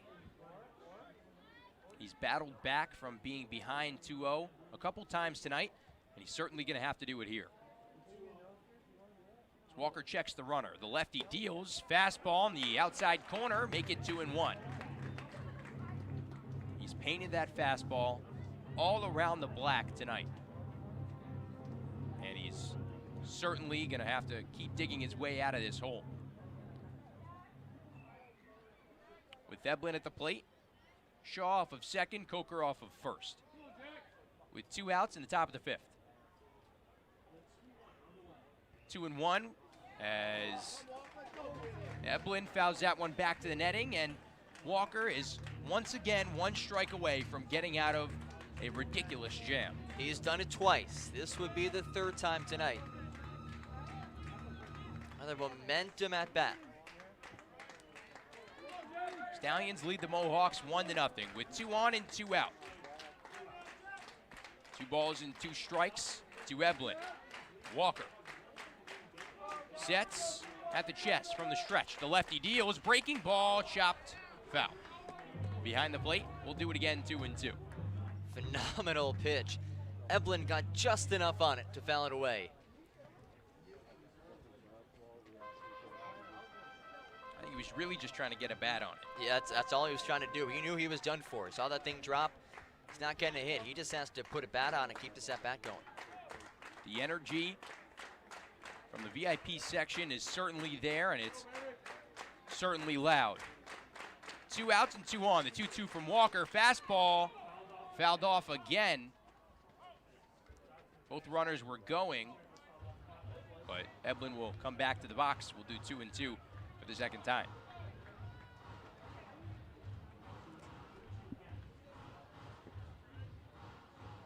Walker's really going to have to dig deep here if he wants to retire Eblin. I mean, you want to talk about one of the best hitters, not just on this team, but in the league, as we've said time in and time out. He does his job. And now Walker's going to have to do his. 2 on, 2 out. As Walker sets, fires the 2-2. Breaking ball misses upstairs, and the count is full. Just a bit high in the curve. Biggest pitch of the night so far.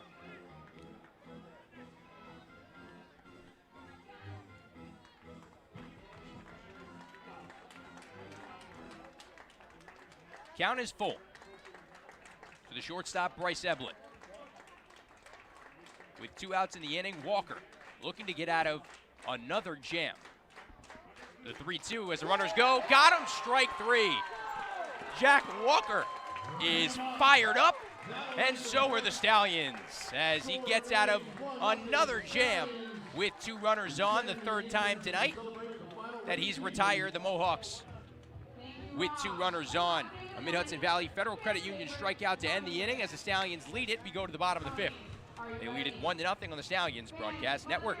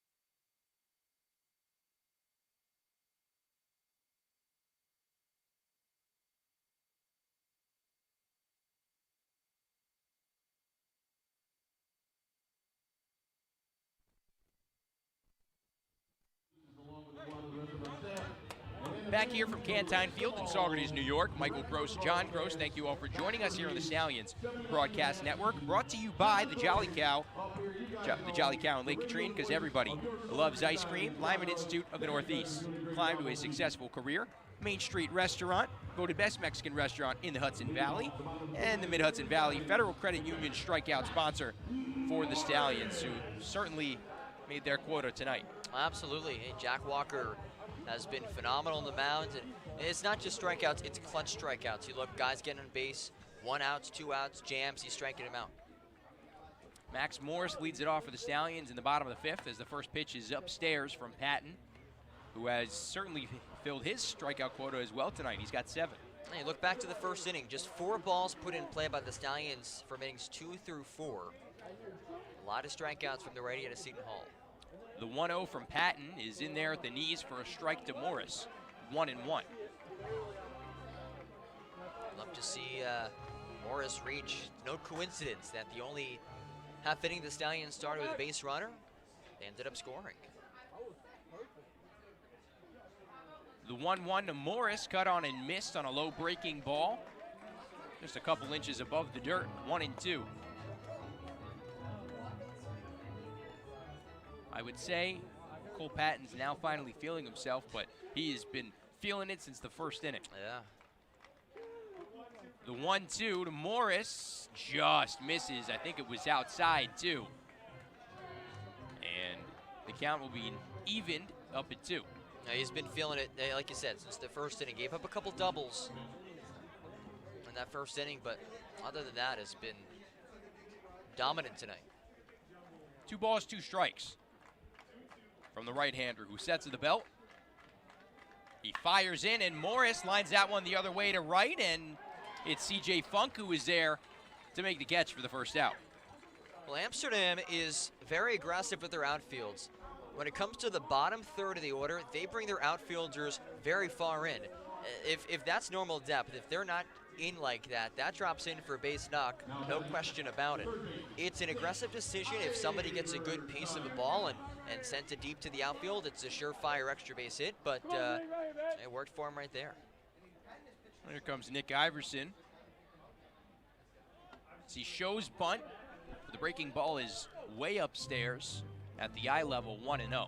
I like that. You just want base runners at this point. Mix it up a bit. Can't hurt. Iverson, one of the speedier guys on this team as well. The 1-0 as that one misses low and in, 2-0. And now you've showed bunt and you've let a ball go by, as probably Patton was assuming you would show bunt again and you didn't. Now you're in his head and ahead in the count, 2-0. As Patton deals, Iverson slaps one the other way again, but Funk, once again, John, is there to make the catch. And that's the same thing. The Stallions against most teams that have runners on first and second. Those are both singles to right fields, but with Funk playing so far in right, Shaw far in center, and Kai Roberts in left, makes it much easier for them to get those little flares. And that's also why you shift the right fielder on a right-handed hitter. You move him over. The ball is going to tail off the bat if it's hit that direction.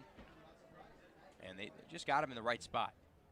With Jared Brown out with the plate, as he tries to lay a bunt down, it probably would have been down the first base line, but it trickled foul.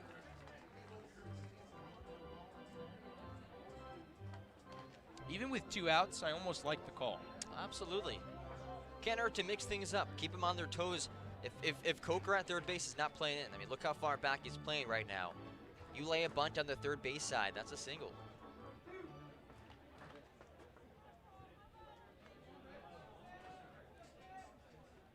Come on, JB, right here, baby. Let's go. The 0-1 to Jarrett Brown from Patton as he deals is fouled back toward the netting, 0-2.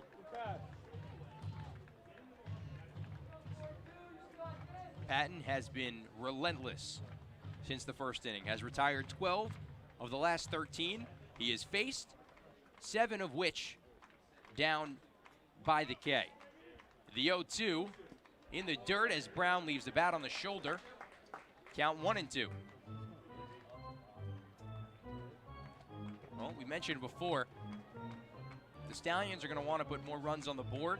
It's got to start with the bottom of the order to bring it back to the top. Yeah, big reason why Saugerties put up 8 against Geneva. All 3 in the bottom third had a base hit in that game. The 1-2, chopped, high chopper toward short. Eblin makes the play. Oh no, it pops out of the glove of Jake Reinisch, and it'll certainly be a fielding error as the throw was on target. Come on, Josh. Let's go, baby. And, well, Jared Brown will reach base safely. They're going to give him a hit for that. They did. Yeah, infield single.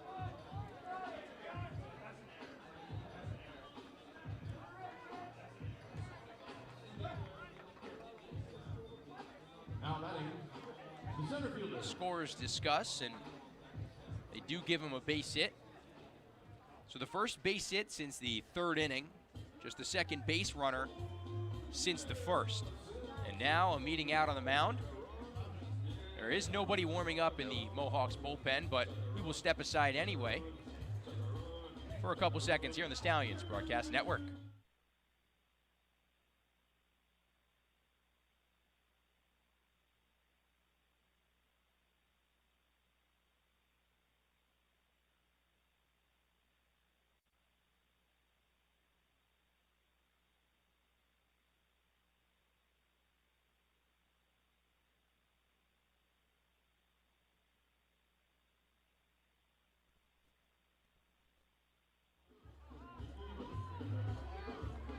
As Keith Griffin waltzes back to the first base dugout for the Amsterdam Mohawks.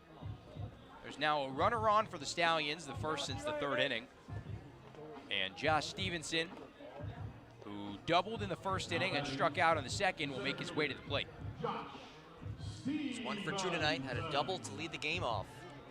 And John, would you look at C.J. Funk in right field? Yeah. He is almost all the way back toward the track. But I tell you what, if he pulls a ball, Stevenson might have a triple. He is so far from the line. First offering to Stevenson is low and in the dirt. 1-0.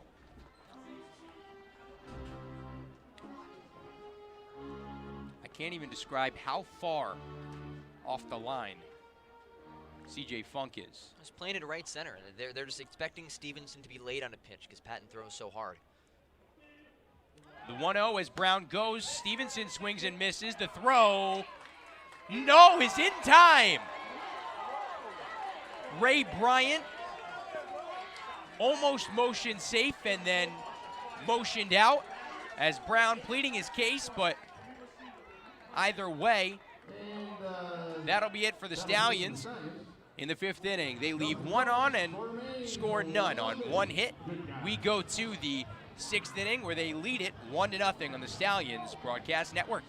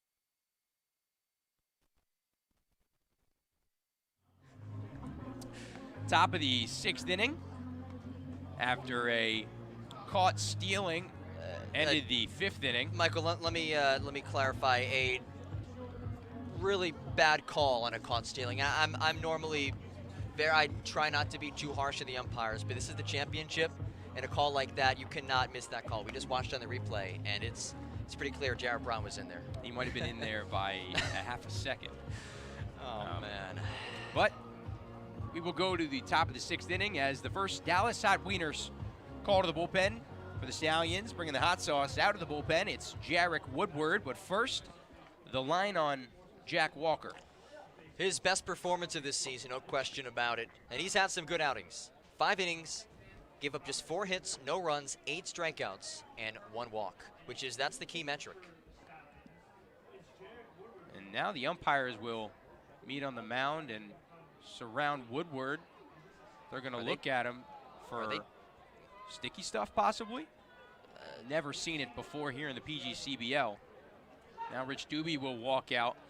They'll say he's good to go. If you, I mean, Since never when is have that a I rule in seen the it. PGCBL? Never. Since when is that a rule in the PGCBL? That messes Jarek Woodward up now. He has to get a couple more pitches. Guy coming out of the bullpen, he's ready to go. Doobie motioned over to the Amsterdam dugout and said, we didn't check Walker before, and well, you certainly didn't check Pat. No. Now, Doobie's getting a bit heated with the home plate umpire, Paul McKinney. Rightfully so. This is getting ridiculous. This is between the blown call, and listen, seeing it live, I couldn't completely tell from our angle, but watching the replay back, and you're welcome to go rewind it on our YouTube stream, it was pretty clear it was safe. And now this, I don't know. I mean, unless it's a rule, pretty well versed in the PGCBL rules. And to my knowledge, and to most people's knowledge, that is not a rule in the PGCBL. If anybody wants to show us a screenshot of that, we'd love to take it, as Woodward's first pitch is a breaking ball upstairs, 1-0. And you don't mess with things like that. This is the championship. As an umpire, your job is to be there to just make the right calls, and then forget about it. The pitch to Reinisch, does that get him? No, he actually gets the home plate umpire, Paul McKinney. The count 2-0.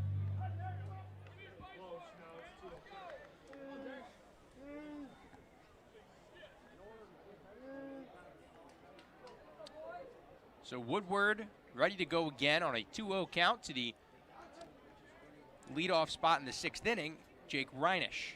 The pitch from Woodward, chopped toward third. Iverson gloves it, fields, and fires in time for the first out.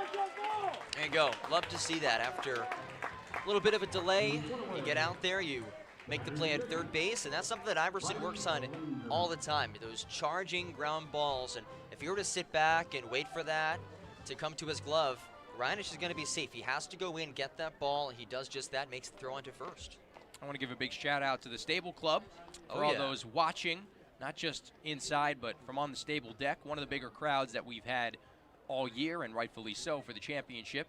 Shout out you guys in the Stable Club. As Riley Langerman cuts and misses. Damian runs the show over there, and such a great guy, and he really does great work. And he's just a bundle of joy as well. Yes, the legend. The 0-1 outside to Langerman, 1-1. Damian Ferraro, just, I don't know if the audio is on in there, but if it is, we love you, my guy. 1-1 from Woodward. Breaking ball just misses the outside corner. 2-1 to Riley Langerman, who was 0 for 2 tonight with a strikeout. He was one of 3 strikeout victims in the 4th inning. Out of the hand of Jack Walker as Woodward deals, it's fouled off. Now the count 2-2.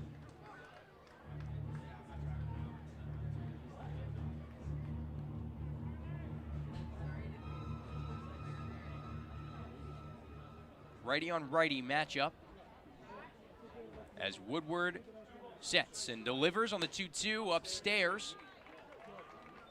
Make it 3-2, a full count to the second bat of the inning, Riley Langerman.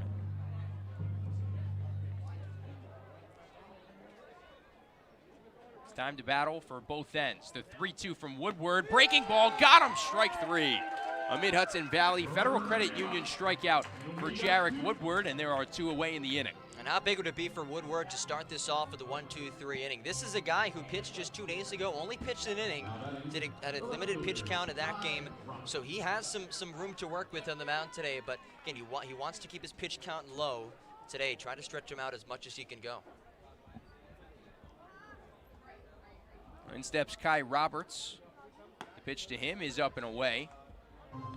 As a pinch hitter looks to be on deck, Stone Meow at the University of Hawaii. The 1-0 from Woodward, cut on and missed. 1-1. He's got a really good breaking ball, works the outside half of the plate very well. Gets a lot of guys to miss. He does. Righty out of Grand Canyon University.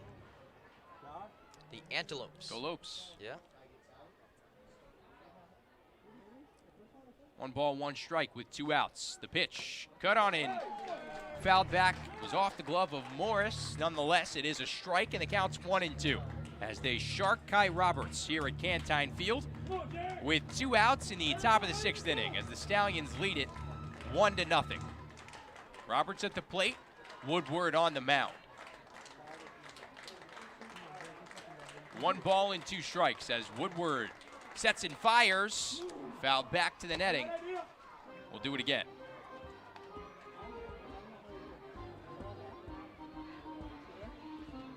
John, now that I take a look at Chase Pickles with the arm sleeve, I have seen it before. You have? I believe I have seen it before. I can confirm. The 1-2 to Roberts as Woodward deals. Breaking ball is fouled.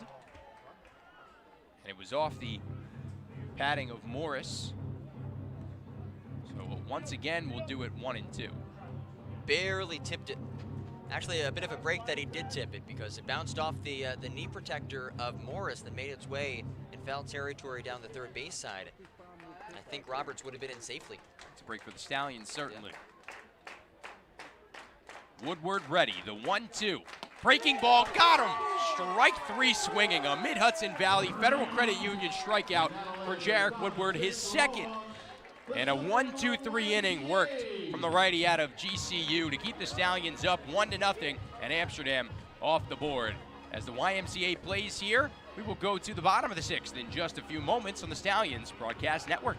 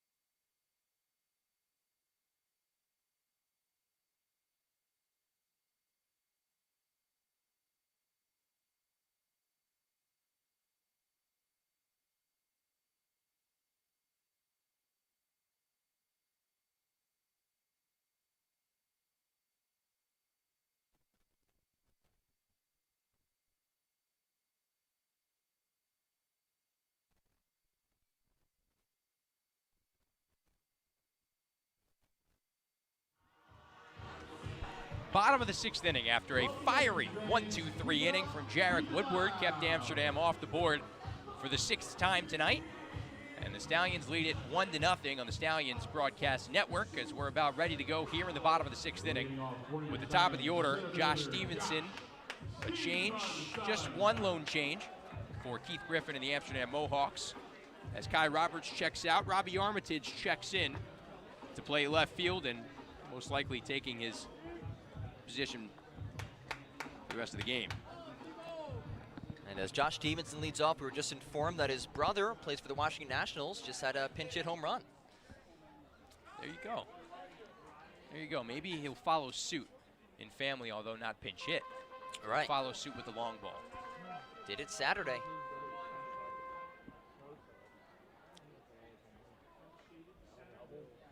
He was 3 for 5 on Saturday, 1 for 2 today so far with the double. 0-0 pitch in there on a breaking ball inside corner, 0-1. Well, here's the spot you want to be in if you're the Stallions. You already have this 1-run advantage. Now top of the order, Stevenson is reach base already, a double. Seen Patton twice. Need some runs. The 0-1 as Patton sets the belt. He kicks and fires. Hit toward left field, down the line, but foul and out of play. Let's return that one to the left field pavilion. Spin the prize wheel. No balls and 2 strikes to Josh Stevenson. As he digs in, and Patton's ready. The 0-2. Hit down the line, but foul. And Stevenson was, I guess, on his way to second, and now he'll turn back and go back to the box. I don't know what the commotion was below us. It was very clearly a foul ball by at least a foot. Yeah, it definitely hooked. I think they're asking whether it, in the air, cleared first base and then hooked into foul territory. So that would have been a fair ball if that was the case. I couldn't tell based on the naked eye. We'll have to check on our replay.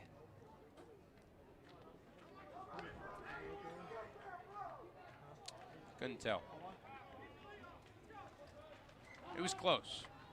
Not from this angle. If we had a first base side, the same camera quality, maybe the same position, maybe we'd be able to tell, but not 100% sure. No balls and 2 strikes as Stevenson fouls it off and stays alive. We'll do it again, 0-2.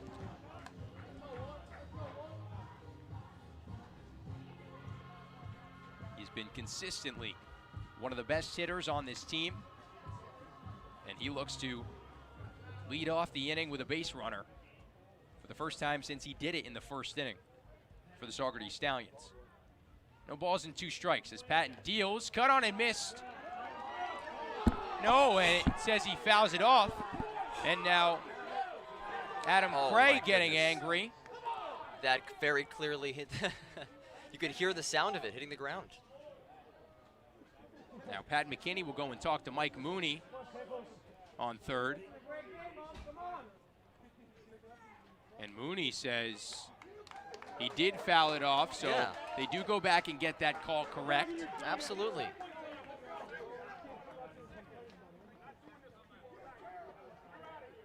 Oh, and now Paul McKinney just threw out a fan.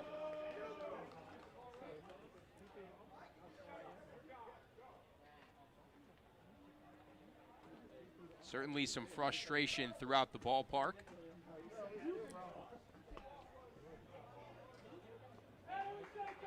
And rightfully so. Although you don't want it to get that far as to where fans are getting thrown out. But at the same time, and now Keith Griffin's going to head over to third and talk with Mike Mooney. Listen, stakes are high. It's the championship. Yeah. I mean, listen, he's got every right to. He's got every right to go down and ask him. Not that it'll change back the call. I don't think it will, and it shouldn't. You never want to see fans ejected, let alone players and coaches. Right. But at the same time, you do expect the umpires to be able to take enough. It is a high-stakes game. You're going to hear things you don't want to hear from fans at some point in the game. But either way, Keith Griffin's still talking with Mike Mooney at third base. And I did hear Paul McKinney issue him a warning and kept going. I don't know exactly what was said. I'm not going to speculate on anything, but fact of the matter is that fans ejected. Listen, it's an intense night. First championship game in Stallions history. It's a 1-0 game, a rivalry game. It's a fun one though. We're having fun, right? This is that's why you play the game. You love to be involved in games like this, and hope everyone at home is enjoying as well as on the edge of their seats. And it's certainly one of my favorite types of games, the pitching duel. I love watching pitching duels. As the count now 0-2. To Stevenson, pitches in the dirt as it gets away from Langerman, but the count's 1-2. After a very, very long pause, it was a ball from Patton that makes the count 1-2. With Stevenson at the plate and no outs in the bottom of the 6th, the Stallions lead it 1-0. As Patton sets the belt, he will step off and go over the signs once again with Riley Langerman. This has been about a 5-minute at bat. Seen all the stoppages, a couple timeouts called.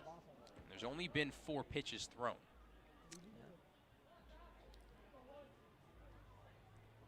The 1-2. Fouled back once again by Stevenson, and he's certainly staying alive, I'll tell you that much. He's fired up right now. These players want this. If you look at CJ Funk, he is shifted a little bit more over toward the line now. He was much further over toward center field, but they're still expecting the late swing. The 1-2. Fouled again. This time, Paul McKinney gets it the first time. Yeah. Keep battling. What an at-bat. And a mature at-bat. This is a guy who just finished his high school career, headed to LSU, and for good reason. You have to be mentally tough, and you have to be smart at the plate to keep an at-bat going like this. As you said before, a high-stakes game and a high-stakes at-bat for Stevenson. The 1-2 from Patton. Broken bat, I think, and yeah, it was, but it was fouled down the line, and Stevenson will have to get a new bat.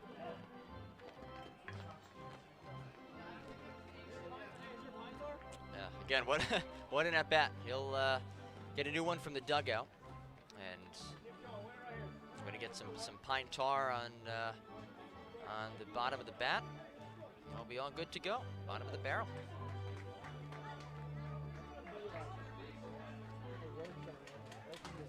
So Stevenson back in the box. Well, not yet. And now he makes his way toward it. As he's ready, and Patton's ready with a 1-2 count. The pitch outside, 2-2, and the at-bat continues. The at-bat of the game, I'd say. At-bat of the season, Michael. This is intense, my friend. No outs, nobody on. The 2-2 to Stevenson is chopped toward the line and foul on the first base side. We will do it once more. Take your time, Stevenino. Take your time. He was hustling back over to the box, and you hear the Stallions bench, take your time, and yeah, he should take his time. Take a breath. Keep the setback going as long as possible, and now there's some action going on in the Amsterdam bullpen. As expected, and a bat like this is going to work up a pitch count. 2 ways to chase a pitcher. Score a lot of runs, force him to throw a lot of pitches, and so far the Stallions forcing Patton to do the latter. 2 balls, 2 strikes as Patton sets and deals from the stretch. Got him, strike 3, and Patton wins the battle. What an at-bat. What a battle. I mean, you really can't be mad. You stuck around for, was it close to maybe, was it 10 or 11 pitches? And yeah, he's getting some fist pounds, and I mean, he really just kept it alive. it was 11 pitches, an 11-pitch at-bat that took over 5 minutes.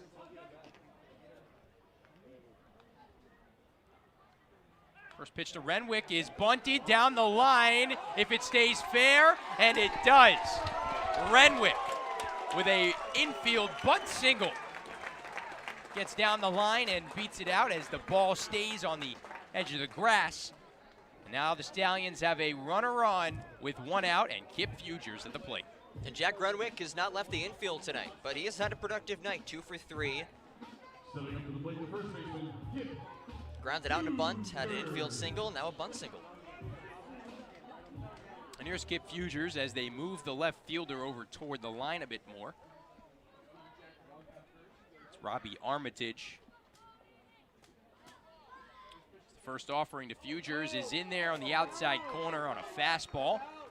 0-1.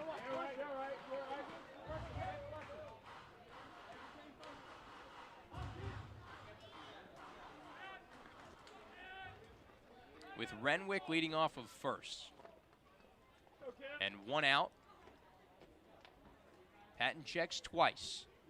The 0-1 fouled off to the netting on the first base side and out of play. The count 0-2 to Kip Fugers.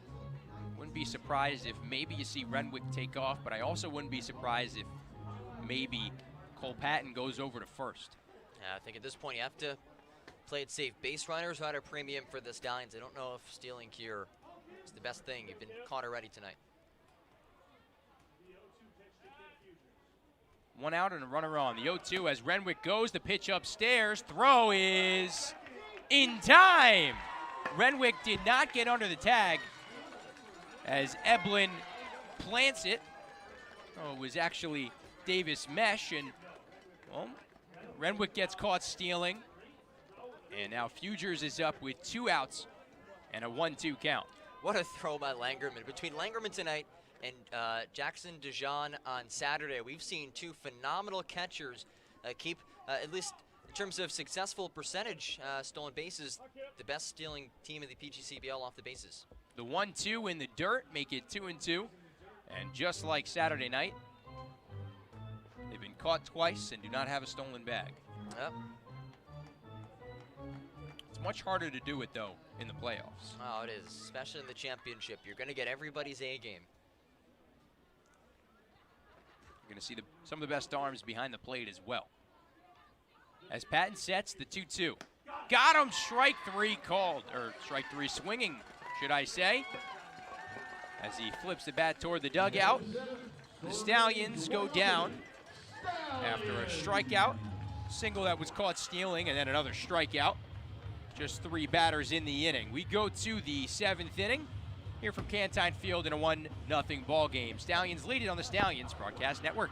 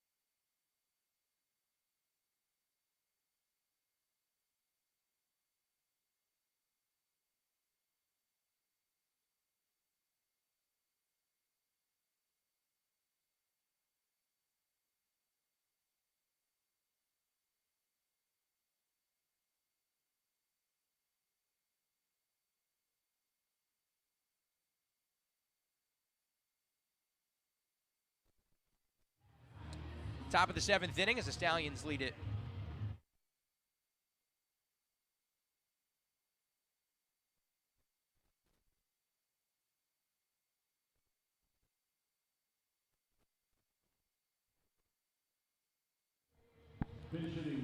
Top of the 7th of the Saugerties Stallions Broadcast Network, Game 1 of the PGCBL Championship Series, a best-of-3 series. And it starts here at Cantine. 1-0 Saugerties. Stone Meow pinch hitting.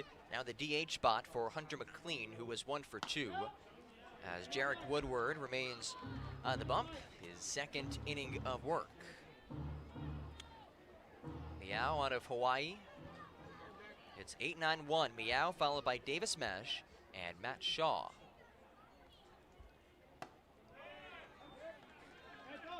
Woodward certainly got work here to do in the 7th inning. I mean, he and Walker have kept them off the board for 6 innings, which rarely happens to this Amsterdam team. Only run scored in this game was the Stallions in the bottom of the 1st. It was Josh Stevenson who was brought home on a Kip Fugers sacrifice flyout to deep center field. That's it.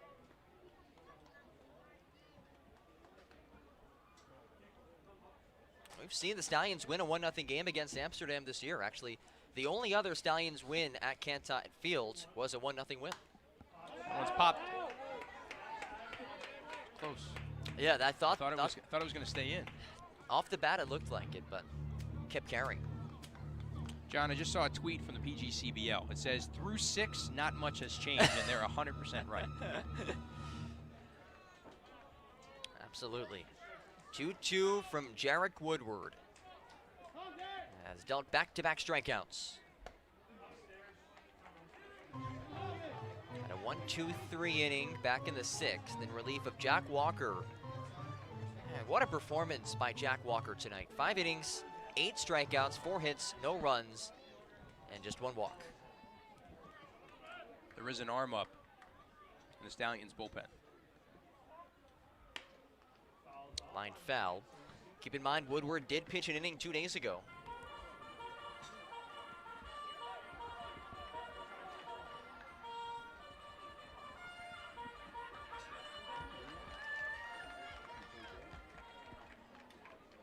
Not sure who's up there. He is a right-hander. We most likely see another righty. On the ground, Renwick scoops it. 1 away.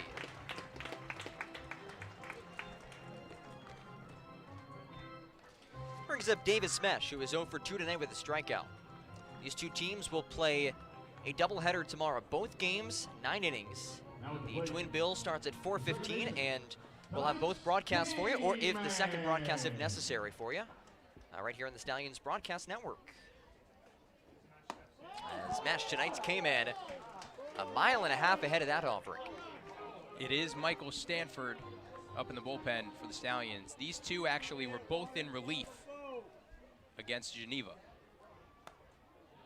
Gotta move. And Stanford went 2 innings in that game as Mesh takes a pitch off of his right foot. Just the second hit batter tonight, and just the third free 90 given up by the Stallions pitching staff.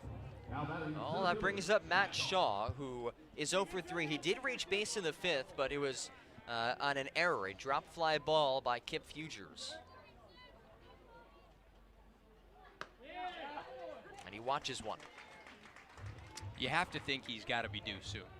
So if you can get him out once more here in the top of the 7th, that'd be huge.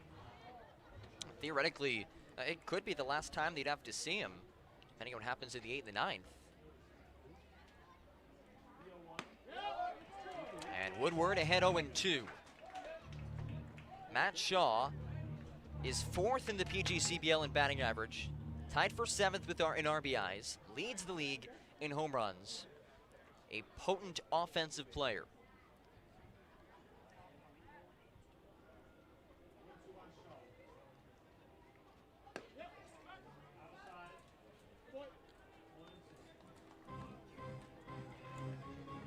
Hey, roll one here, Brownie.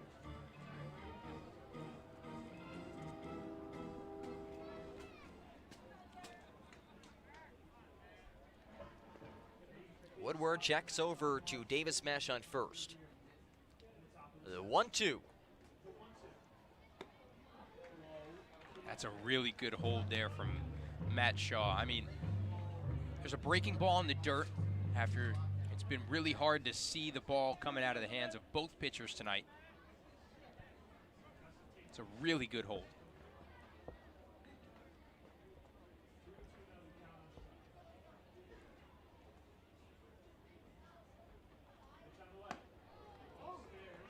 Shaw takes it, now a full count. Their pressure pitch for Jarek Woodward and the Stallions pitching staff. Both pitchers have found themselves in some key moments, but hey, at the end of the day, that's playoff baseball. Rich Doobie's putting a lot of faith in Jarek Woodward in this situation. Got to attack Shaw here. Back to first! Nearly nailed Davis Mesh.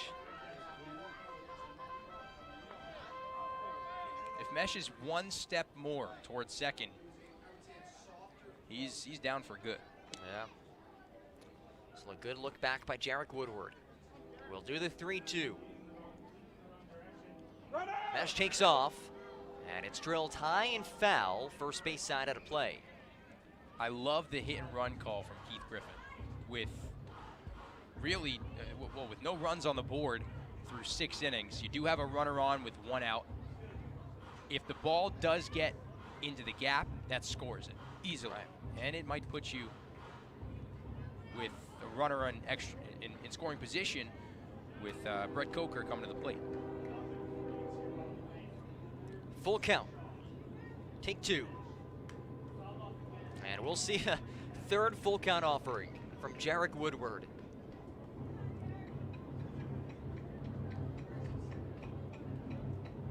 Tonight was supposed to be game 2 of this series, would have been played here at Cantine, but yesterday's game 1 was rained out. It'll be a doubleheader tomorrow.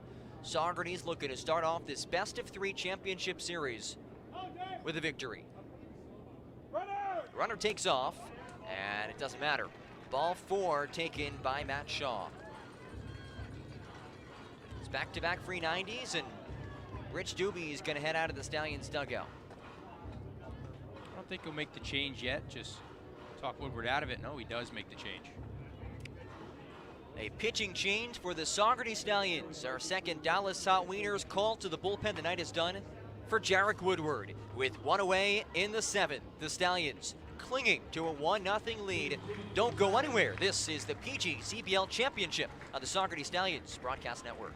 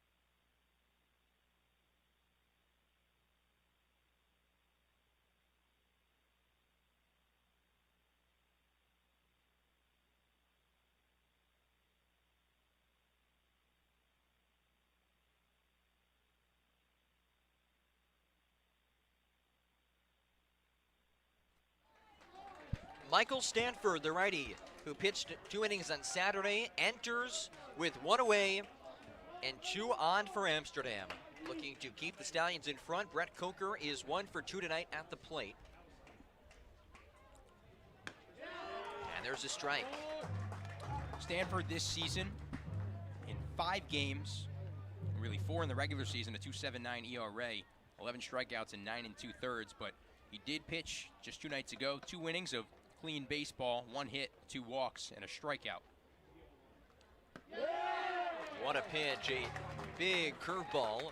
Gets the righty out of UC Irvine up 0-2. He has faced Amsterdam twice, does have a recorded win, pitched 5 innings, gave up 1 run on 5 hits as well. He's had 4 strikeouts against the Mohawks. What a huge strikeout.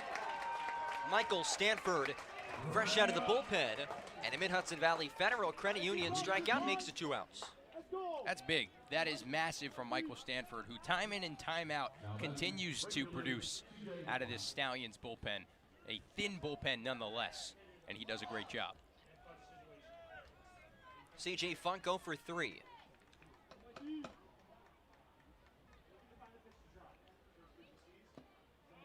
Great block by Max Morrison. We've seen all season long what he can do behind the plate. Those are game-changing stops, prevents guys from advancing. Yeah, I mean, he's been so good. Everybody really behind the plate for the Stallions been so good. We've seen Marquez shine in some spots. You know, Gene Napolitano and JP Ty were absolutely incredible behind the plate. And now it's Max Morris's turn.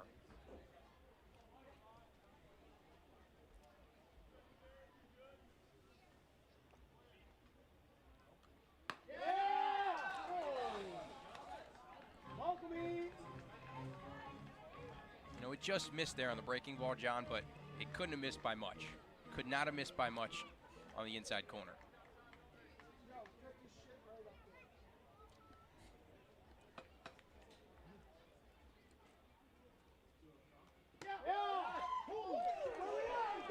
And again, a perhaps 50-50 call.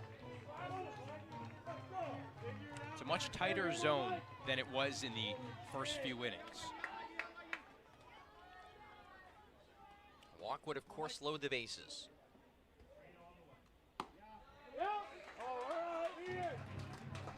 Now it's time to battle, right? It's time to battle, and it's time to win if you're Michael Stanford and the Stallions. Trying to get out of another jam where you have 2 on when there was 1 out, or less, even. Really have to bear down and just get it over the plate.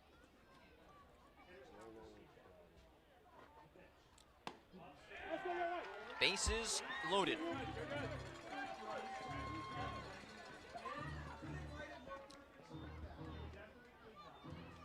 Bryce Eblin 1 for 2. A single was also hit by a pitch back in the first. Had a grand slam in the first inning against Auburn on Saturday's semifinal 7-1 victory. And he steps in with the bases juiced.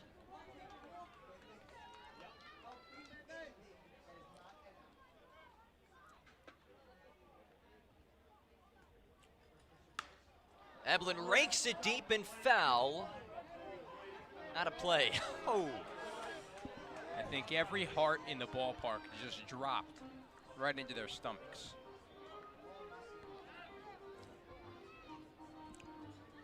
Is that a first pitch breaking ball too? I believe so. Certainly can't give him that pitch again. He saw it once and he turned on it once, and luckily it was foul. Mikey, go keep up.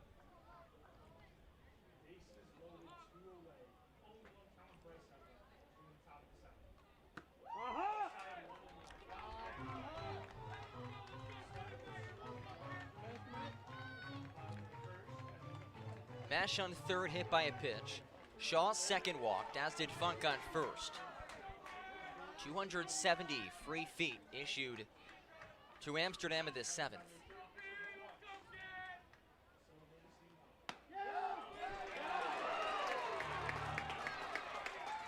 That is a massive, ginormous strike call on that upper outside half of the plate. And now you're in the driver's seat at 1 and 2. Just go in and get the out.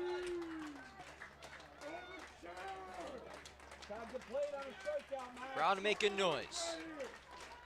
The bases are loaded. And a 1-2 from Michael Stanford. He went, it's away from Morris. The flip, and everybody's safe. A dropped third strike has tied the game.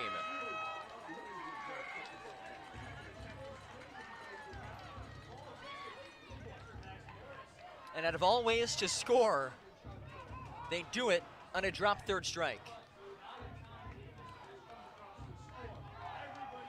They do not have a hit since the 4th inning, by the way.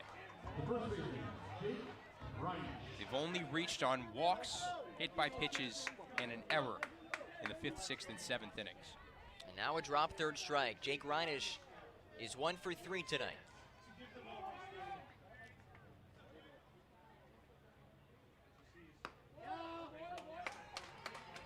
Well, Stanford looking to bounce back, and a few things probably tougher for a pitcher Then a drop third strike gets away from the catcher, and that's just a tough bounce for Morris. Not much he could have done about it. And now he has to earn it again.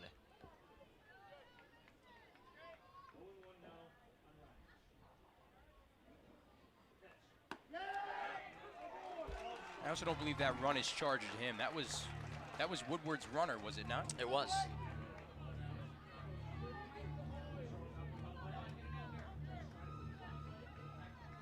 A strike away from heading to the 7th inning stretch in Game 1 of the PGCBL Championship, tied at 1.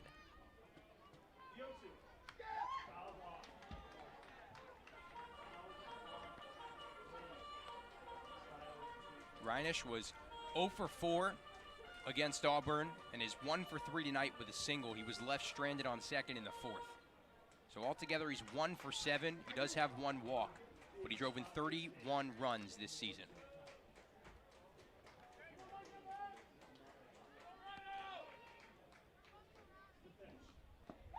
Got him again. It's through the legs of Morris, and he'll just step on the plate. And the Stallions will head to the bottom of the 7th, tied at 1. Amsterdam scores 1 in the most unusual of ways. A drop third strike, but hey, a run is a run. And we are tied at 1. What a game in Game 1 of the PGCBL Championship Series. 7th inning stretch at Cantine Fields. Back after this to the Stallions Broadcast Network.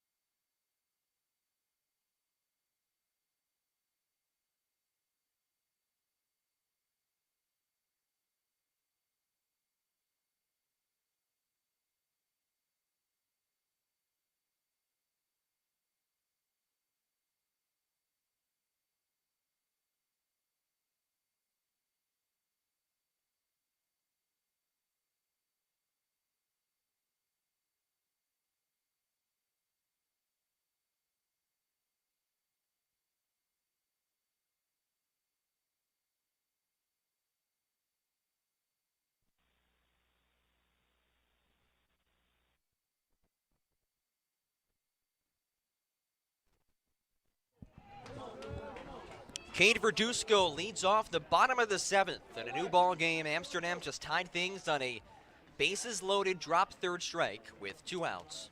4-5-6 for the Stallions. And the first pitch on the ground to Eblin. He makes the play onto first.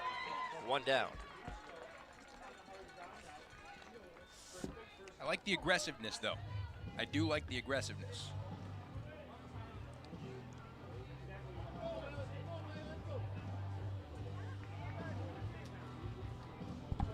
As Andrew Wilhite digs in, Stallions baseball is brought to you by Mirabelle's Restaurant, perfect for friends and family tonight and every night. Montano's Shoe Store, the best athletes wear the best for Montano's. As Wilhite awaits the first offering from Cole Patton in his 7th inning of work. Nacarado Insurance, over 50 years, 50 carriers, they've got you covered. And PC Smith & Sons Hardware, Smith Hardware on Main Street, got a project, they can help.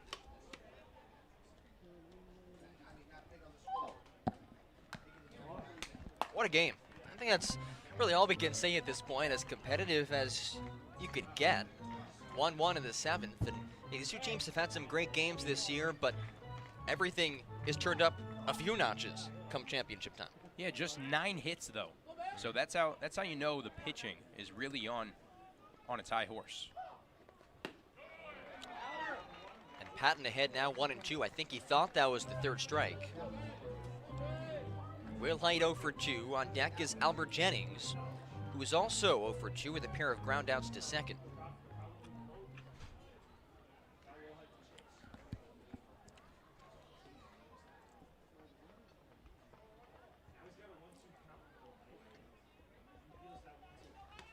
And Wilhite down looking.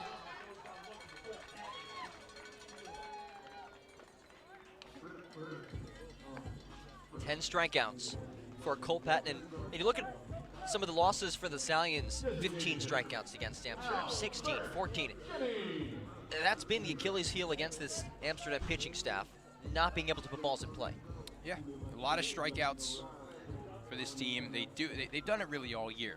They strike out more than they'd like to, and especially against this Amsterdam ball club.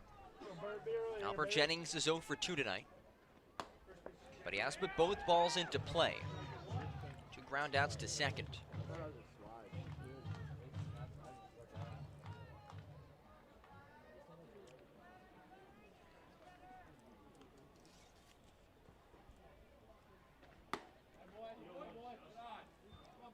Jennings is really going to need to bear down here. I mean, he doesn't hit well against righties in general, let alone righties with a good breaking ball, which Patton has and he's used to his advantage. And this is his chance to make his mark in the PGCBL championship here in game 1. And he takes the second ball. And even a walk Yeah. makes the mark too, because then you have Max Morris, who did line one to right field and it almost dropped in, but they were playing the right fielder pretty shallow, and he was 1 for 3 on Saturday.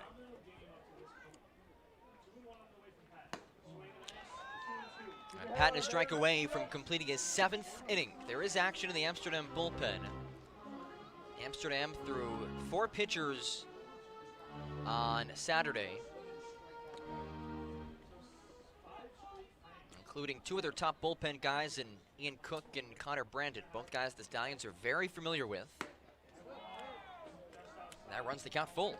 Patton was jumping up and down off the mound on that first base side. He was on his way to the dugout. He really thought it was strike 3. I think it was certainly off the plate. But he's probably going to go back at him again outside.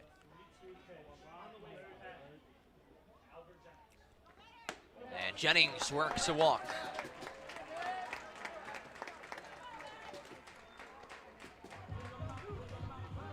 Well, it took to his 3rd at-bat to get on base, but no better time than now.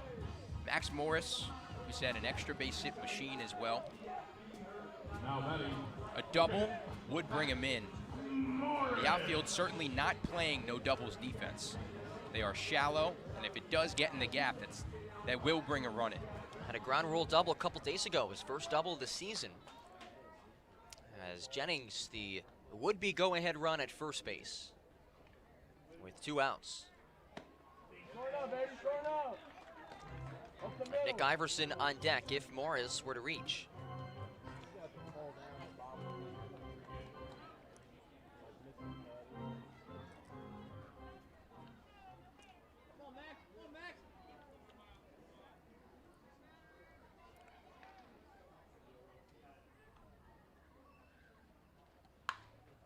That's lifted foul, and Patton works head 0-2 with 2 outs. A strike away from wrapping up his 7th inning. You You want to talk about being in the driver's seat. Since the first inning, Cole Patton has been in the driver's seat, and he is in this at-bat too. He's 0-2 with 2 outs on Max Morris. He can really go at him with anything he wants.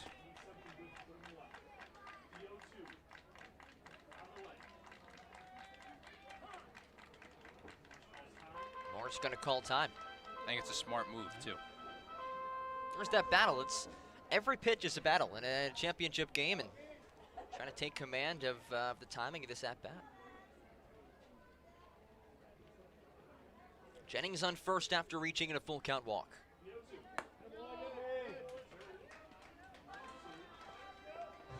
Tell you what, that is one impressive take from Morris. He does like to chase those low pitches, but I mean, with a runner on first in a tie ball game in the 7th inning, in any aspect of whatever game it may be, the amount of discipline you need to take that pitch and keep the at-bat going is tremendous.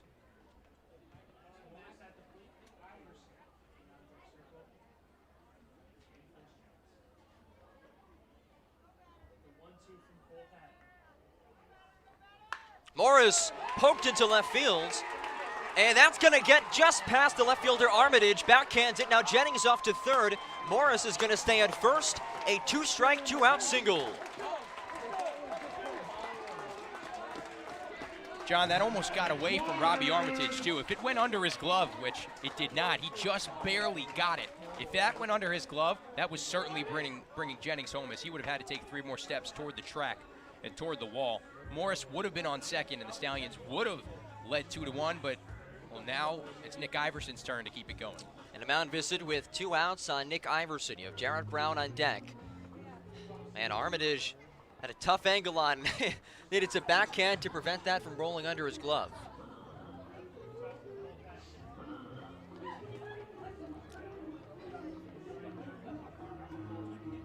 John Gross, Michael Gross, happy to have all of you with us on the Saugerties Stallions Broadcast Network. Game 1 of the PGCBL Championship Series. It's best of 3.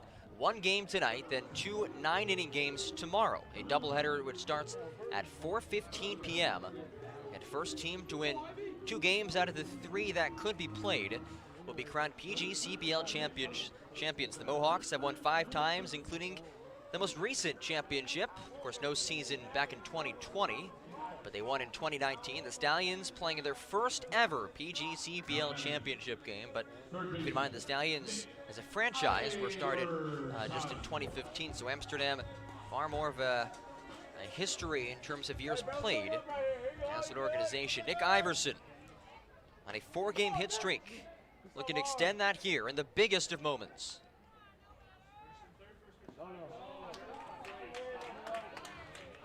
And John, after that mound visit, certainly warming up there in the bullpen in right field for the Mohawks is the sophomore at Marist College, the right-hander throwing, Brian Yetter. Iverson struck out looking in the 2nd, then flew out to right in the 5th.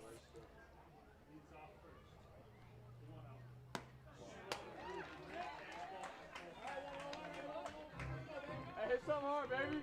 That's all you can do. Come on, Tim. Right on something up. Shorten up some of the player, baby. Big gap between the first baseman, Reinish, who's holding the runner on, and the second baseman, Mesh.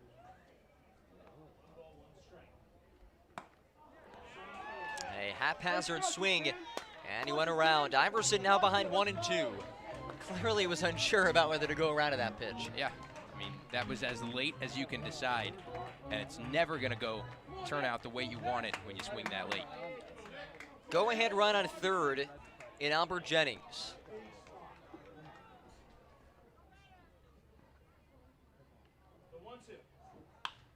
And Iverson fights it off to stay alive. That's a good cut, too. I mean, you have the right fielder playing more toward right center, and you just know that you're going to be late on it. But at the same time, as long as you can hit it toward the right side, you have a very good chance of it getting through and bringing the run in.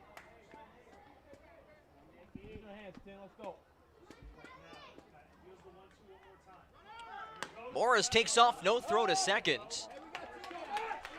And out 2 in scoring position. And now a single through the gap would tie the, or excuse me, would give them the lead. But you take a look at Reinisch.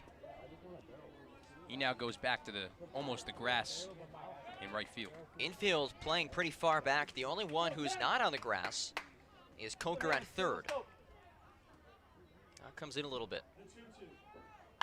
Iverson out to right center field. Back goes Shaw, ranging back, and he makes the catch on a back pedal. What a snag by Matt Shaw. That's the danger you run with playing your outfield in like that. And that could have broken things open. So we head to the 8th. What a game in this championship series. No runs on 1 hit and 2 left on base. 1-1 the score on the Saugerties Stallions Broadcast Network.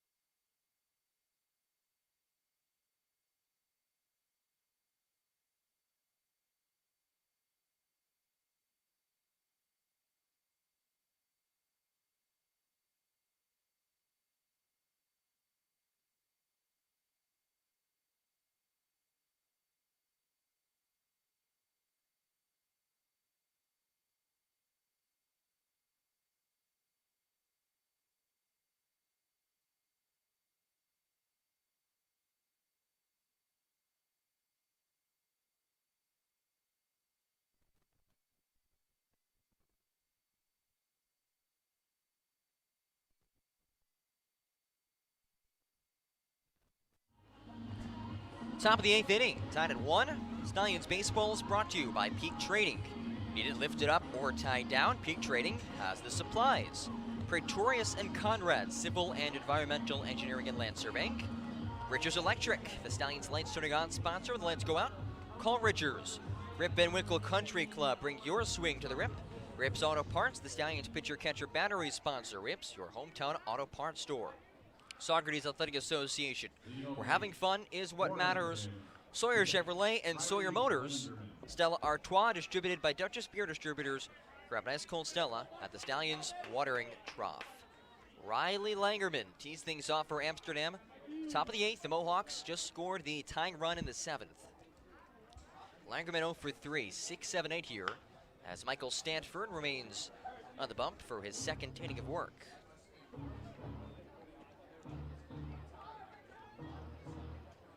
I was just saying what an incredible play that was from Matt Shaw in center field, and I said to the Amsterdam broadcasters, Matt and Ethan, as Langerman cuts and misses 0-2, I said to the Amsterdam broadcasters, Matt and Ethan, what other center fielder makes that play? Thinking that was one impressive play from Matt Shaw, and he goes back to me and says, oh, Josh Stevenson probably makes that play, and I think he's right. I'd say so. Two of the best, probably the 2 best center fielders in this league matching up tonight. Langerman does just enough to stay alive.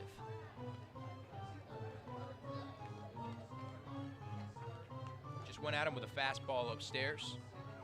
You got him to just foul it off. Maybe go back at him with the low breaking ball. On the ground, Iverson backhand stab. What a toss to first. 1 down. It's routine, but he makes it look so good, throwing across his body after almost leaning back on the grab to just suffocate the ball in the glove, and then throws it across his body, across the diamond. He's got a really strong arm at third. What a tough play, like I said, he just makes it look easy as Robbie Armitage steps in, his first at-bat of the game. In for Kai Roberts, who is 0 for 3 with 3 strikeouts. Roberts now has 50 strikeouts in the season. That's 2nd in the league, and Jack Walker just scooped up that foul ball in a couple hops, so he can pitch 5 shutout innings and make great plays in the dugout. Yeah, and he not only did he do that, but he stole it away from Chase Pickles. He was ready to catch it, and he's just got quick hands. It's impressive. It is. It truly is. The Indiana Hoosier Pitched a gem of a start for Saugerties. And Stanford ahead 1-2. By the way, we could close out the line for Jarek Woodward after that last inning. Went 1 1/3, no hits, 1 run. It was earned, 2 strikeouts, and 1 walk.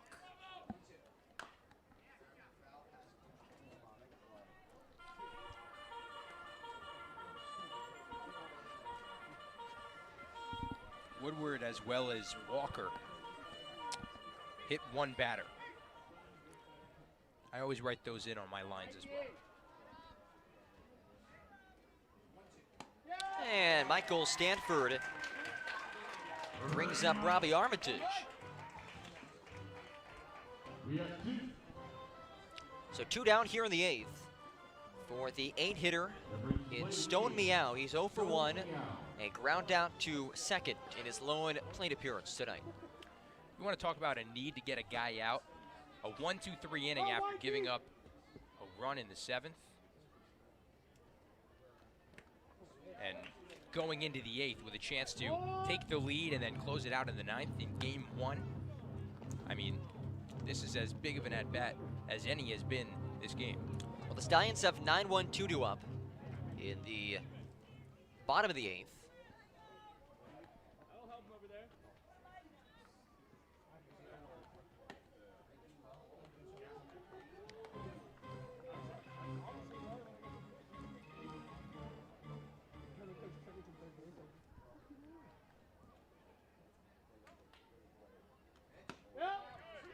And Michael Stanford on the doorstep of a 1-2-3 frame in the top of the 8th. A pitcher's duel to a T.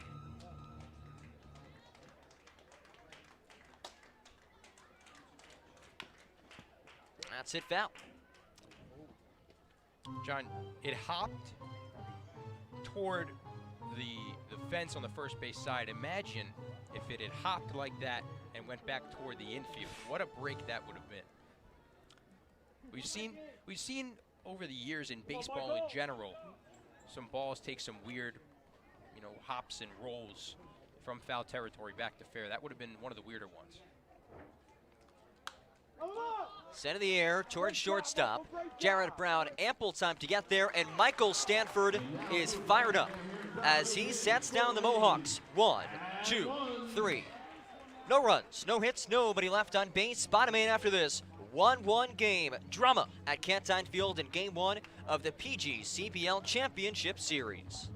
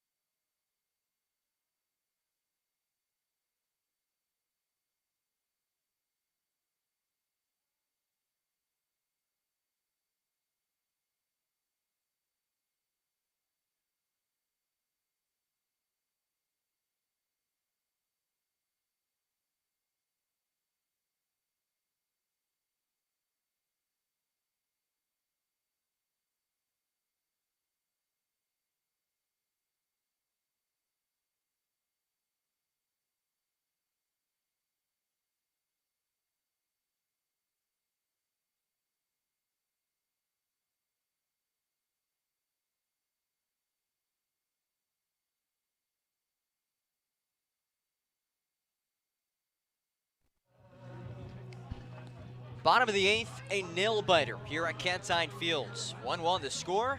Stallions Baseball is brought to you by Steyr, celebrating over 50 years of keeping you on the road. Suncommon, a solar company with a purpose beyond profit. The computer guys. Don't get robbed by the other guys. Call the computer guys. The Emerson Resort. Treat yourself to a getaway at the Emerson. Ulster Federal Credit Union. Get rewarded with Ulster Federal Credit Union and Ulster Savings, celebrating 170 years with 170 acts of kindness. Leading off the shortstop, Jared. 9-1, 2-2 up for Saugerties in this pivotal bottom of the 8th. It's Jared Brown to get us started. He's 1 for 2 with an infield single and a strikeout against Brian Yetter. His first pitch of the night hits the zone. Final line for Patton, 7 innings, 6 hits, 1 run. It was earned. 10 strikeouts to 1 walk. Just like Walker, starting pitcher, only 1 walk and a whole lot of strikeouts.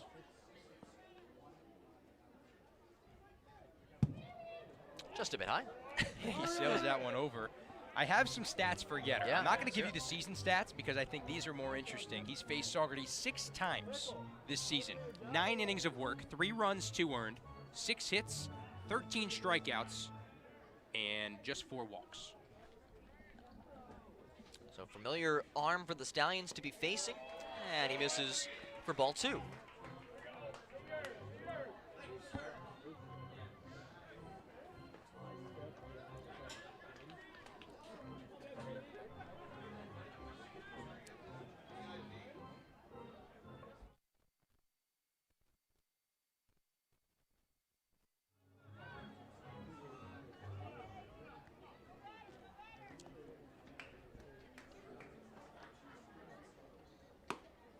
Jordan up here, 4-2, let's go. Jared Brown leads off this 8th, followed by Josh Stevenson and Jack Renwick. Top of the order on deck. Saugerties in their first ever championship series. And Yetter starts off his evening with a strikeout. It's a way to come out and continue where Cole Patton left off. I mean, Patton threw 7 incredible innings. Just 1-run ball, 10 strikeouts like we said, and well, now Yetter is continuing what Patton did. Top of the order, Josh Stevenson. Had a home run at the bottom of the 8th on Saturday. Looking to replicate that, had a 3-run blast, which really sealed the deal in that game. Tonight, much closer. It's 1-1 game. Trying to get something going for the Stallions. And between these two teams, John, nothing seals the deal. Doesn't matter how many runs you have going into whatever inning it may be. You could be up 6 runs in the 9th inning, and it still would not seal the deal.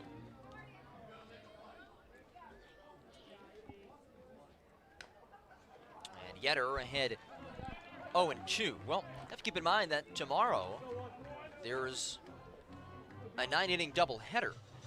These are two teams whose bullpens are fairly shallow at this point of the season just due to attrition. With I'm sure hoping to not have to face extra innings tonight. If this game continues as is, that'll be the case. As Stevenson now faces a 1-2 count from Brian Yetter.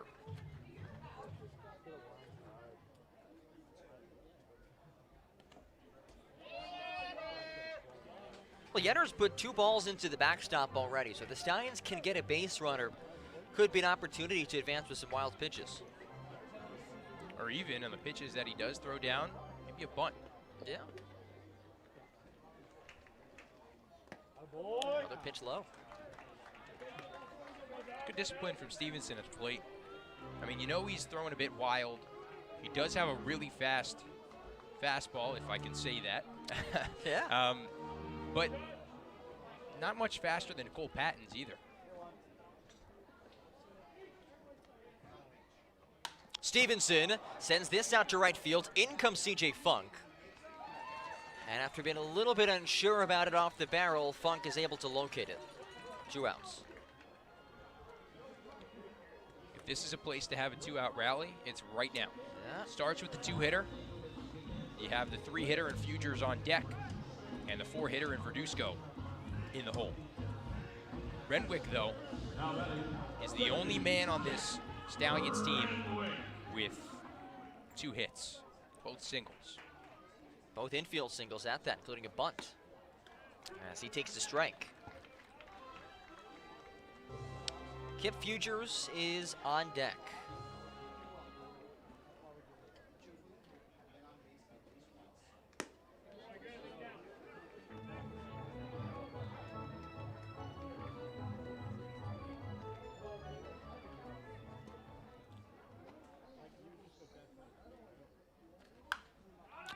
And Renwick fouls it away behind now 1-2. It's been a good bounce back performance though for Renwick. He's coming off back-to-back 0 for 5 performances, which follows a 4-game hitting streak. And tonight has a pair of singles. So he's been getting on base tonight. That's what you like to see out of guys at the top of your order. And I'll take ball 2. Saugerties scored its lone run all the way back in the first. Amsterdam tied things on a bases-loaded drop third strike in the 7th. And for the second straight at bat, we'll see a full count pitch from Brian Yetter.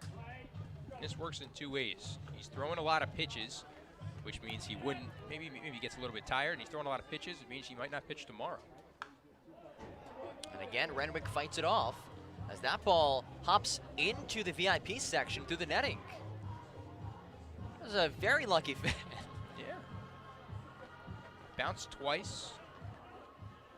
Threw a couple other fans and right into the hands of someone in the second to last row. Renwick floats this backwards. Langerman tries to get there, and it hangs out of play. Sure, that's a big exhale there from Renwick. Didn't want to end the inning like that. Doesn't really want to end the inning at all, but doing it like that, it's not the way you want to do it.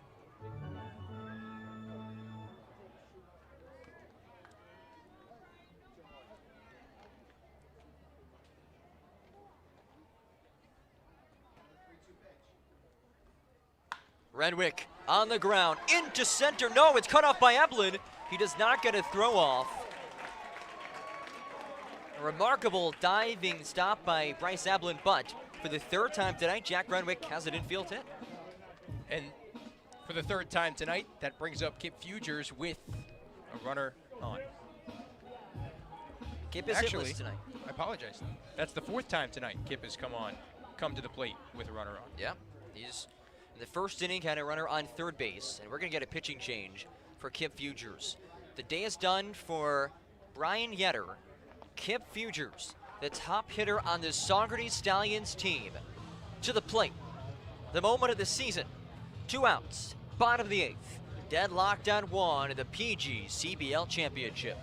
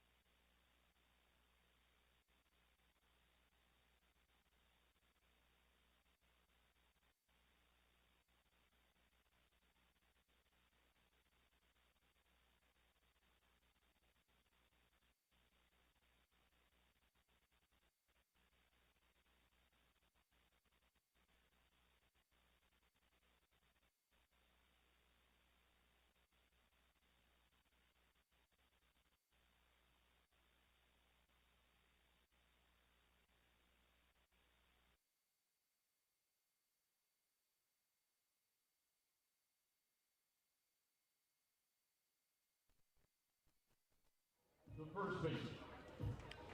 Pitching change, Connor Brandon, the hard-throwing righty out of Toledo, takes the mound. A guy who, again, the Stallions are pretty familiar with. Yeah, in 4 1/3 against the Stallions, just 1 hit, 3 walks, and 9 strikeouts. Kip Fuger steps in with 2 outs and Jack Renwick on first. Kip is hitless today. He did drive home a run back in the first on a sacrifice fly out to deep center field, and then struck out in his ensuing 2 at-bats.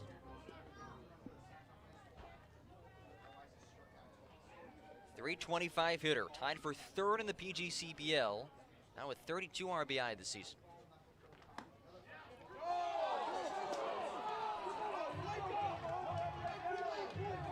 Way inside and way upstairs.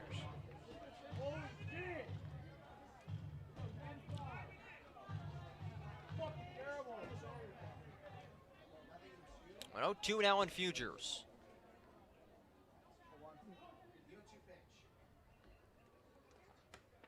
It's upstairs, it gets away from Langerman. Renwick is into scoring position, and the go-ahead run is 2 bags away. I don't have to tell you this, a single brings him in. Outfield playing, no doubles. Not that it matters if the ball gets in there. Renwick will certainly score. Go-ahead run on second to the bottom of the 8th. And Connor Brandon K's up Kip Fugers, who is not happy as we head to the top of the last. 1-1, no runs, 1 hit and 1 left on base.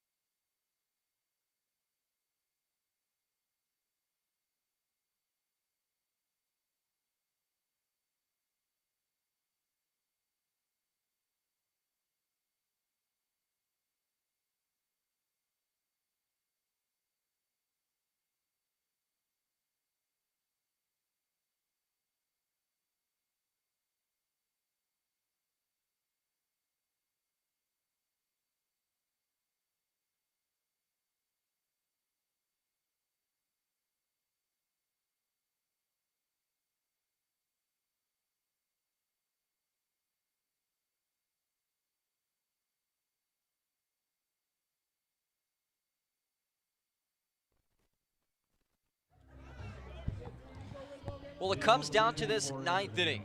Could not have asked for a more exciting baseball game. 1-1, and it's 9-1, 2-2 up for the top seeded Amsterdam Mohawks against the number 2 seed of the playoffs, the Saugerties Stallions. And he absolutely went around. Mesh is 0 for 2 tonight, although he did reach in the 7th on a hit by pitch. On deck is Matt Shaw, followed by Brett Coker, and it's Michael Stanford still on the mound.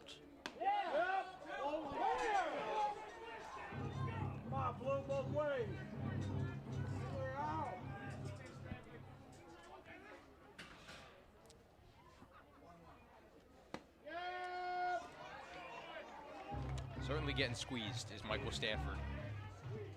I mean, the zone was all over the place in the last half inning, and now it's, you better hit this Dixie Cup right in the middle of the zone.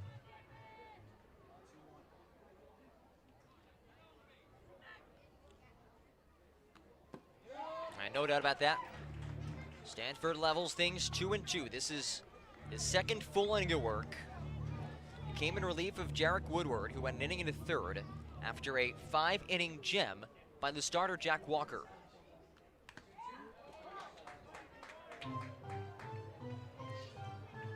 And Stanford pitched 2 days ago, only went 1 inning. Pardon me, 2 innings. And 2-2. Ring him up. Mesh, Kate up, brings up Matt Shaw.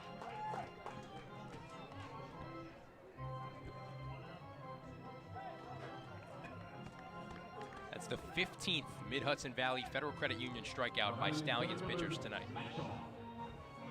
You love to see it, my friend. You love to see it. You really do. Matt Shaw is 0 for 3, but he has reached base his last 2 at-bats on an error and a walk as he watches a ball. This is the ultimate test, though.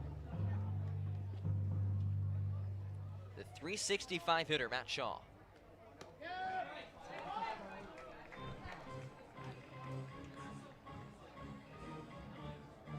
The excitement between us, the excitement in the ballpark is through the roof.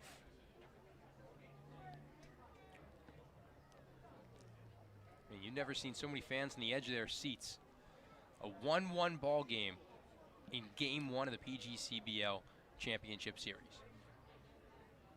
The Stallions' Championship Series debut. In fact, Saturday's win was the Stallions' first ever playoff win. It was also the Stallions' first ever home playoff game. A team that has battled with Amsterdam all season long, really controlling for much of the year as the top 2 teams record-wise in this league. It was only meant to be a true collision course to this point. 2 East Division rivals. That's bounced foul, and Michael Stanford is a strike away from slaying Matt Shaw.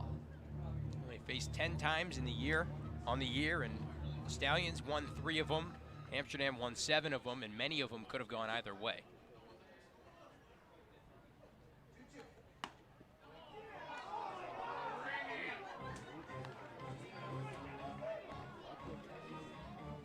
I mean, could it be any closer? Must have just missed the upper half of the zone. Hard on the ground foul. And this intense battle continues.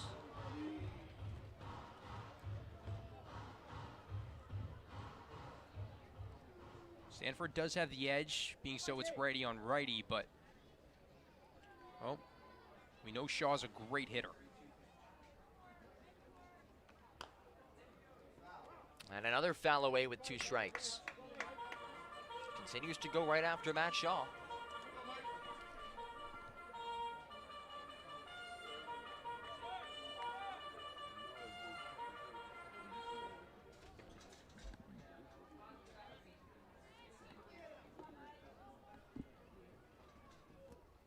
The 3-2. Floated to right field. It's going to be foul and out of play into the Amsterdam bullpen. Make that 4 foul balls with 2 strikes on Matt Shaw.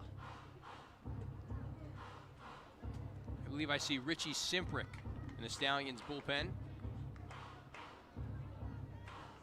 Just stretching and tossing, not fully warming up yet.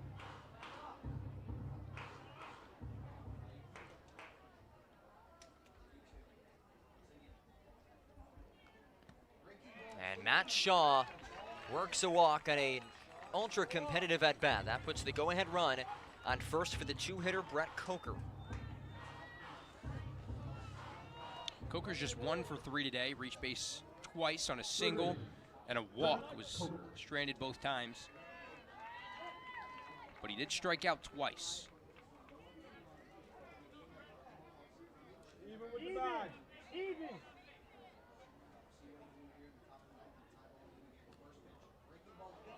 And that hit Brett Coker, so the go-ahead run is in scoring position. Strike, lean into it. Gotta move. Come on, Blue. Stallions dugout pleading That Coker maybe leaned into it. Now Rich Doobie going to make his way out to the mound. And some more intense throwing going on between Richie Simprick and Jacob Marquez. Yeah, now it's time for Stanford to just take a breath and say, hey, we've been in trouble before. We've gotten out of it, right? Just one runner in scoring position. Keep the locations that are low to a minimum. Try and avoid the pass balls or the wild pitches. And really just make the batter work for it, whether it's Funk or Eblin on deck. Doesn't matter. You got to make them work for it. You can't give up the walk and hit by pitch a bunch of times and just expect to win ball games. You have to make them work for it, and you have to record those outs. And Stanford's going to get a new ball. Michael, if there's ever a time for a double play, it's right now.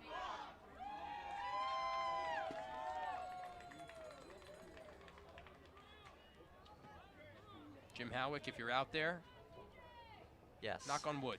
Do a little something. It is seamless double play ball. It's CJ Funk at the plate. 0 for 3, although he did walk in his last at-bat.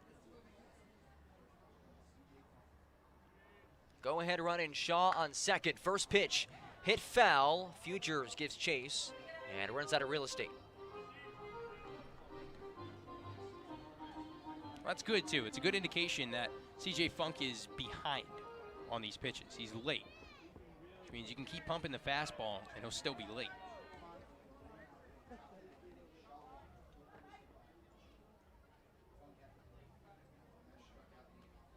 And Funk went. Michael Stanford ahead 0-2.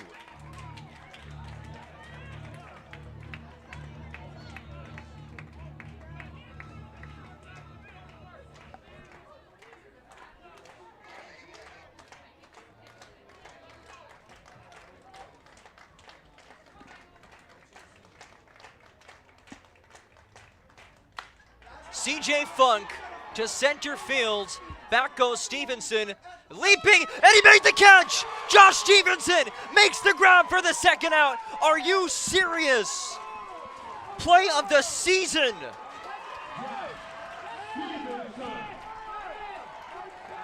And they're gonna throw the ball back to second. Futures is gonna make his way over there. Let's see if he tagged. And he did. Josh Stevenson, a leaping grab at the center field wall.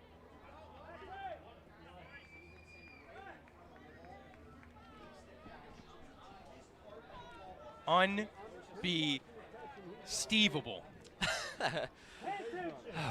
Incredible. John, that's gone at Amsterdam. That is gone at Shuttleworth Park. And Stevenson leaps at the wall and catches it. Watch for him to come, middle, stop. Now batting shortstop, Bryce Eblin. Bryce Eblin to the plate with 2 outs in the ninth. It's first and third for Amsterdam after one of the best catches you'll see by Josh Stevenson. Runner takes off. It's blocked by Morris. And defensive indifference will allow Coker to head off to second.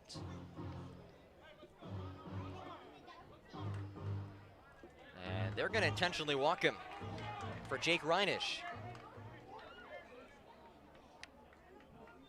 You know, as much as I hate intentionally walking the bases loaded, that's certainly not the guy you want to pitch to. Well, Reinisch not much easier. One of the top RBI getters in this league. He's 1 for 3 tonight. Has a single, 2 strikeouts, and a hit by pitch. Stallions roll the dice to load the bases with an intentional walk. First pitch blocked off the face mask of Max Morris to protect the go-ahead run. You know, it's time now for Stanford to just keep his head on straight, throw strikes, attack the hitter.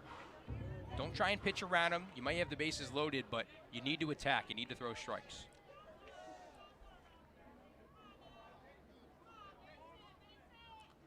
Reinisch on the ground to Brown. He'll go by himself, and we are headed to the bottom of the ninth. What an inning. Michael Stanford and company somehow, some way, pulled Amsterdam off the scoreboard, and a walk-off opportunity on deck. The PGCBL Championship, Game 1. It doesn't get much better than this. Back after this at the Saugerties Stallions Broadcast Network.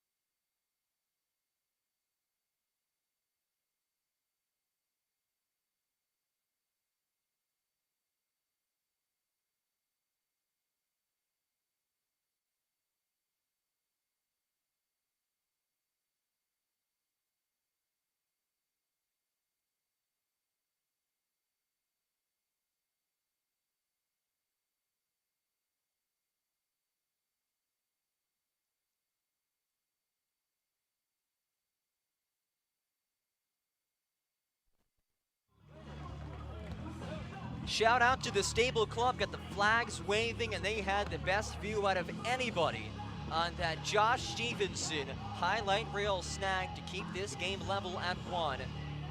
Some of the craziest and most passionate Stallions fans that we have here in Saugerties. Michael, we are headed to the bottom of the ninth and a walk-off opportunity. What are you looking to see from the Stallions in this inning? Well, right now you have the meat of the order.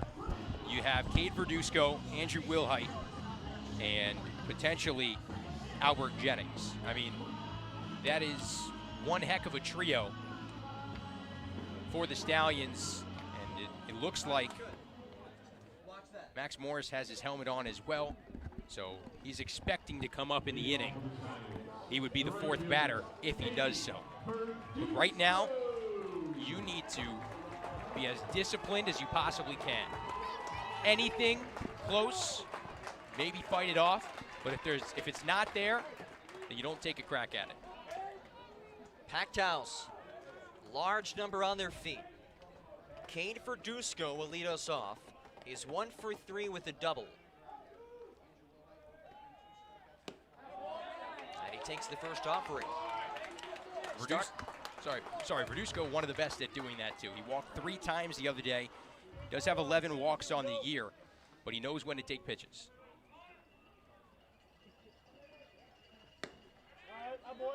And now he's a hitter. 1-1 from the hard-throwing Connor Brandon, the righty out of Toledo. Perhaps the hardest thrower that the Stallions have seen this year. He'll top it about 96, 97.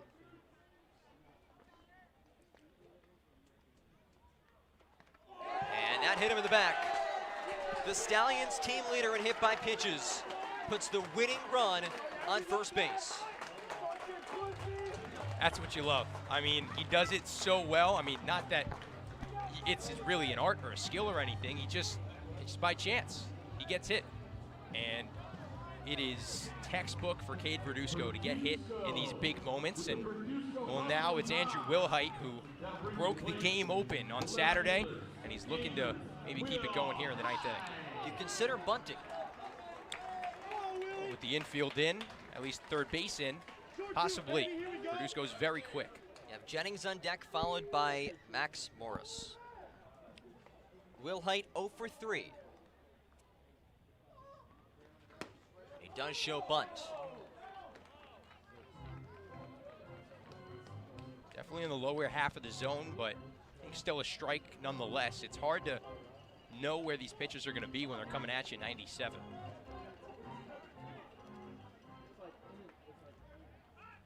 Again shows bunt, and that's foul. Now he's a hitter.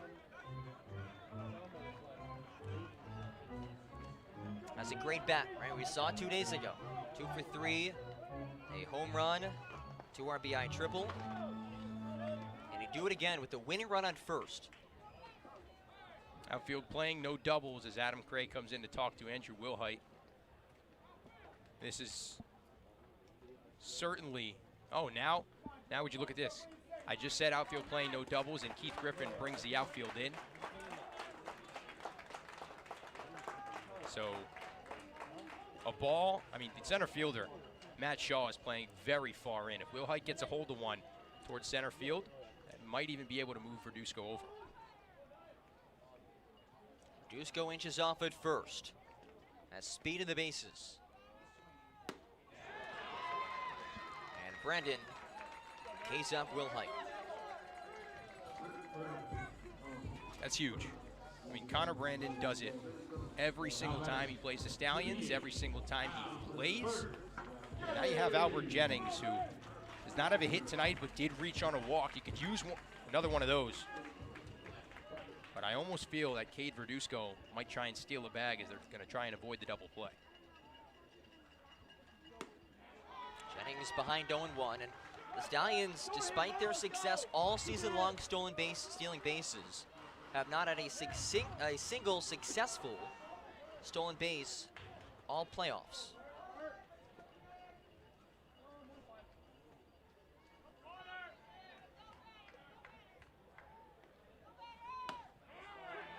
And Jennings now behind 0-2. Normally a good fastball hitter, but this is coming in a lot hotter than many of the pitchers that Jennings has seen this season. He's going to really have to choke up if he wants to get around. Winning run on first. And back-to-back strikeouts recorded by Connor Brandon. Well, it comes down to Max Morris. It's a walk-off in order for the St. Thomas product. It's 1 for 3. Had hit in his last at-bat.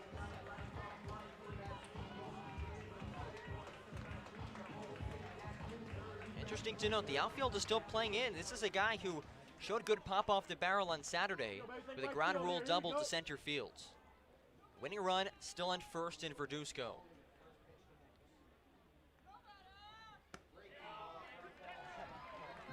Good breaking ball there from Brandon. When you're a guy that can throw 96, 97, and just right down the gut, you need to know how to locate your breaking ball and have good command of it, which he does. He's going to be a special kid one day.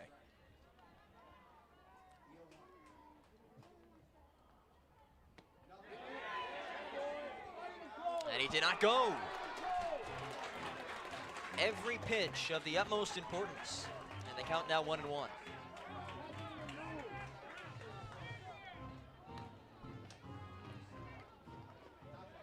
Have to assume he's going to go back with a fastball after he missed low there. Verduzco's going to take off. It's a low pitch, and he's in safely to second. No throw, and the winning run is in scoring position. A Benson steal for Cade Verduzco.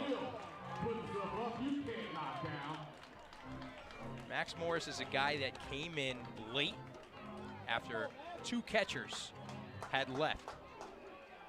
And now the first game of the championship series is in his hands. And he'll face a favorable count as he takes ball 3. The Saugerties Stallions in their first ever championship game. Game 1 of this best-of-3 series. Scored back in the first, have not scored since then, but they have the game-winning run in Cade Verduzco on second, and Max Morris at the plate.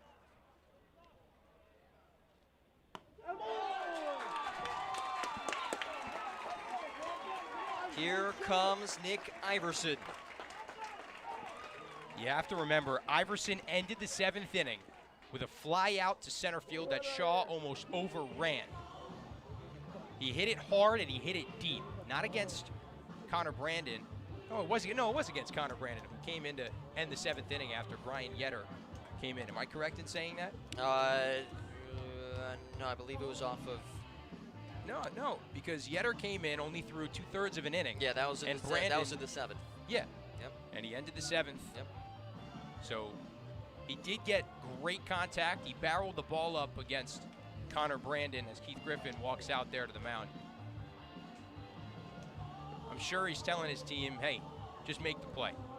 If it comes in the infield, just make the play. Forget about the runner on second. Forget about the runner on first.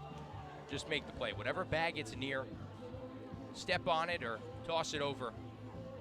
Fundamentals here are key. But now if you're Iverson, you're a hitter here. Brandon is throwing exceedingly faster than both of the other two guys that have thrown tonight for Amsterdam, Patton and Yetter. And so you choke up and you find a gap. That's what you have to do.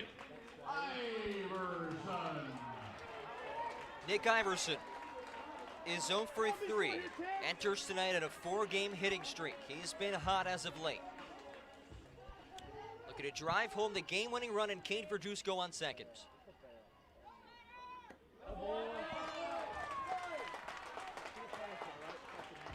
It's a fantastic take. I mean, in a pressure situation like this, you can only swing at the pitches that are strikes.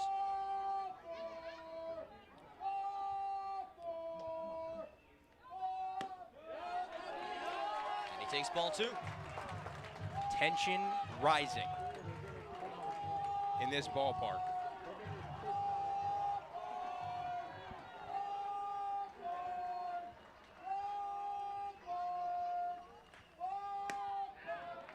And way behind on the heater. Again, second straight at bat, we've seen Iverson go after a pitch that he was a little unsure about. Yeah, he was late on that pitch. He was late on the pitch back in the 7th inning, too, that he just kind of said, excuse me, on when he just moved the bat across the plate.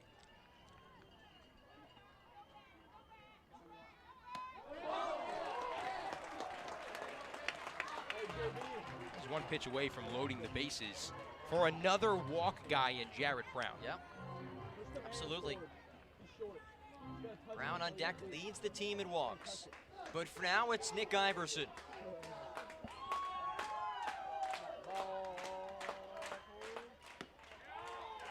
And the bases are loaded.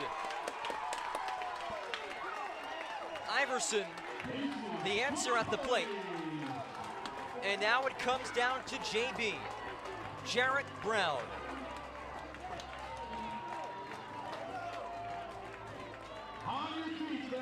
Brown had 18 walks this season. Not that you're looking for a walk, but a walk does the job too. You're just looking for the run to come in. A walk, a hit batter, a single, any base hit, obviously. But this is going to be it for Connor Brandon as Keith Griffin's going to go back to the bullpen. The best atmosphere we've seen at any ballpark all season long. Everyone on their feet at Cantine Field. The Stallions with 2 outs and the bases loaded. A chance to walk off Game 1 of the PGCBL Championship Series. Back after this on the Saugerties Stallions Broadcast Network.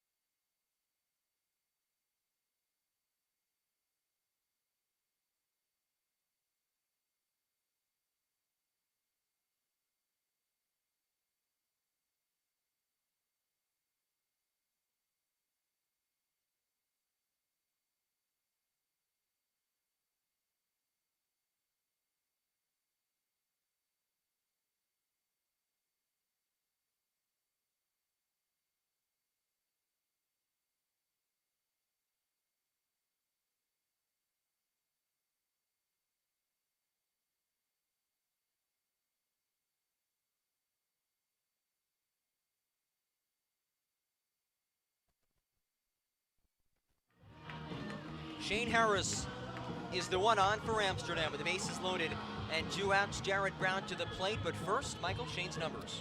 Yeah, on the season in 10 games, 8 starts. He was 4-1 with a 3.44 ERA, 34 strikeouts in just as many innings, only 14 walks on the year, giving up 39 hits. But against the Saugerties Stallions on June 23rd, excuse me, he went in a pitching duel with Andy Affont that he lost through 5 innings, gave up 1 run on 6 hits, walked 3 batters, and struck out 4. Well, this is it. Jared Brown, the 9-hitter, is 1 for 3 tonight. If he can reach base in any way, the Stallions win. The bases are loaded.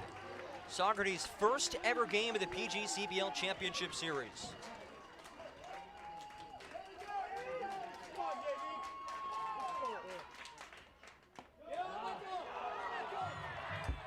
It's a great pitch from Shane Harris. Go right at him, up and in the zone. Make it hard to hit.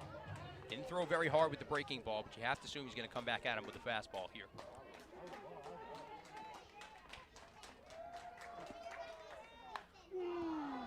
Lofted back, and Shane Harris is now ahead 0-2. Verduzco on third is the winning run. Morris on second, Iverson on first. Neither one of those really matter. But the spotlight on Jared Brown out of Georgia Southern, looking to deliver a Game 1 victory for Saugerties. And we are headed. No, did he go? No! Oh my goodness. A break for the ages. And Keith Griffin is irate. He's halfway out to the batter's box, and he just threw him he's out. Ejected. Keith Griffin is ejected. And he is getting all up in the face of Paul McKinney. Keith Griffin has been ejected of the championship Game 1. In come Mike Mooney and Ray Bryant. And Keith Griffin has to be restrained.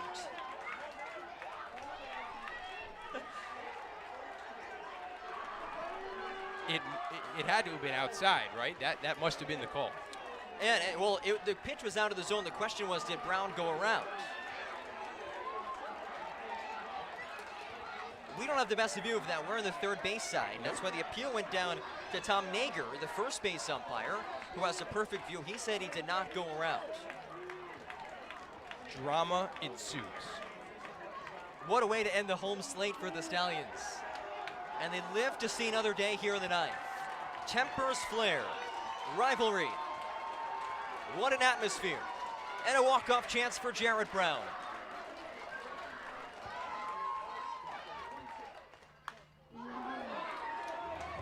Great fight, great cut. Stays alive there on 2 strikes. It's a 1-2 count. He found something that he didn't necessarily like, but knew he had to fight off. And that's what he did. He went at it. But Shane Harris doesn't throw nearly as hard as the other 3 we've seen today. So maybe he's got a chance.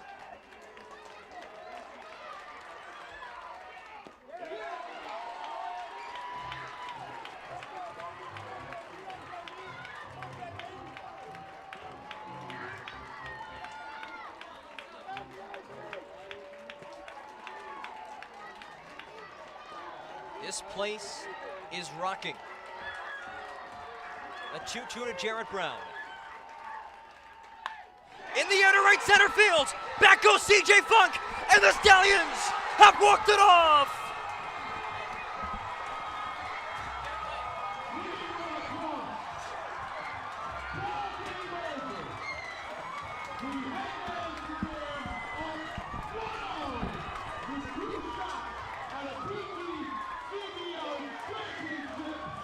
Jared Brown, he'll remember this night for the rest of his life.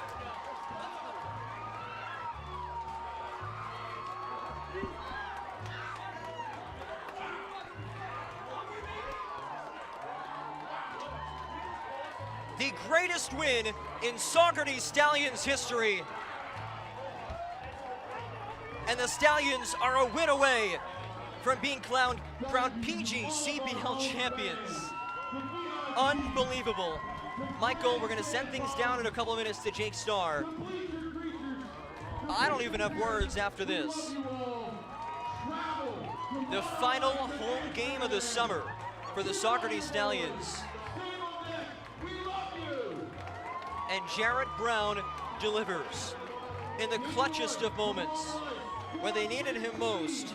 A guy who is last in this lineup in batting average at just 155 on the season gets the job done and drives home Kate Verduzco.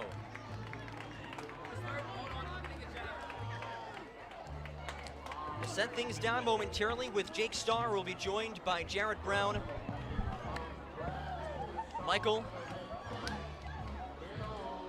I'm speechless at this point. This is an unbelievable night. So let's hear your thoughts, my friend. It started with Jack Walker. 5 incredible innings with 8 strikeouts. Jarek Woodward came out, worked into a little bit of trouble, but then Michael Stanford got him out of it after they ended up scoring a run. And, well, it came down to the 9th inning. They gave you some life, both umpires, the first base and the first base, and all you had to do was capitalize. And Jarrett Brown hit it right over the right fielder, CJ Funk, who was playing in. And what an incredible way, John, to end the season at Cantine Field, at least. The season's not over, as the Stallions are up 1-0 in this 3-game set. Jarrett Brown, the walk-off hit. And Michael, listen, we talked about it all night. Amsterdam's running a risk by playing their outfielders in as much as they are. Let's send it down now to Jake Starr as we wait for him to be joined by Jarrett Brown. In 1 second, Jake. Thanks, John. Joined by Jarrett Brown, the hero tonight. Well, just take us through it. When you saw that ball up, well,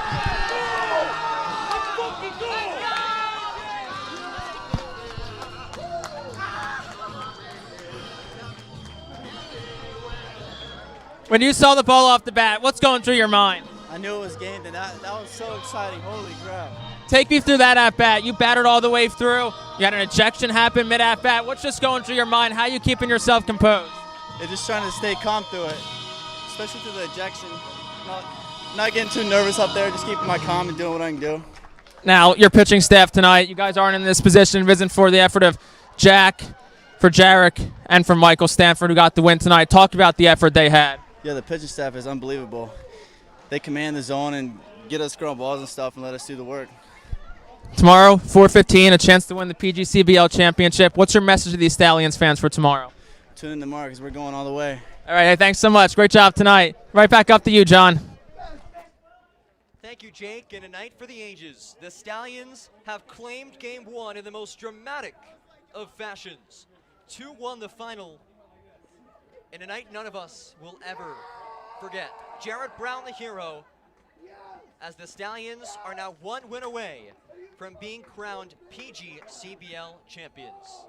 Any final words, my friend? John, words cannot describe what has occurred tonight at Cantine Field.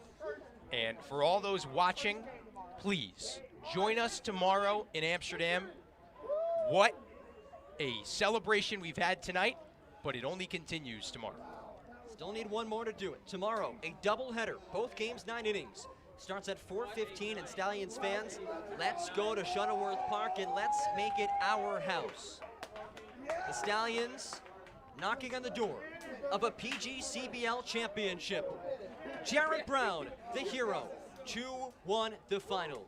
A sincere thanks to all of you for joining us. For my broadcast partner, Michael Gross, our sideline reporter and camera operator, Jake Starr, who's just a little bit wet now in the field, and our broadcast director, producer, Nick Sawchuk. I'm John Gross. It's been my pleasure to bring you this unbelievable game and Stallions home games all season long. We'll have tomorrow's doubleheader for you right here on the Stallions Broadcast Network. Until then, this has been Saugerties Stallions Baseball on the Stallions Broadcast Network. 1 win away from the PGCBL crown.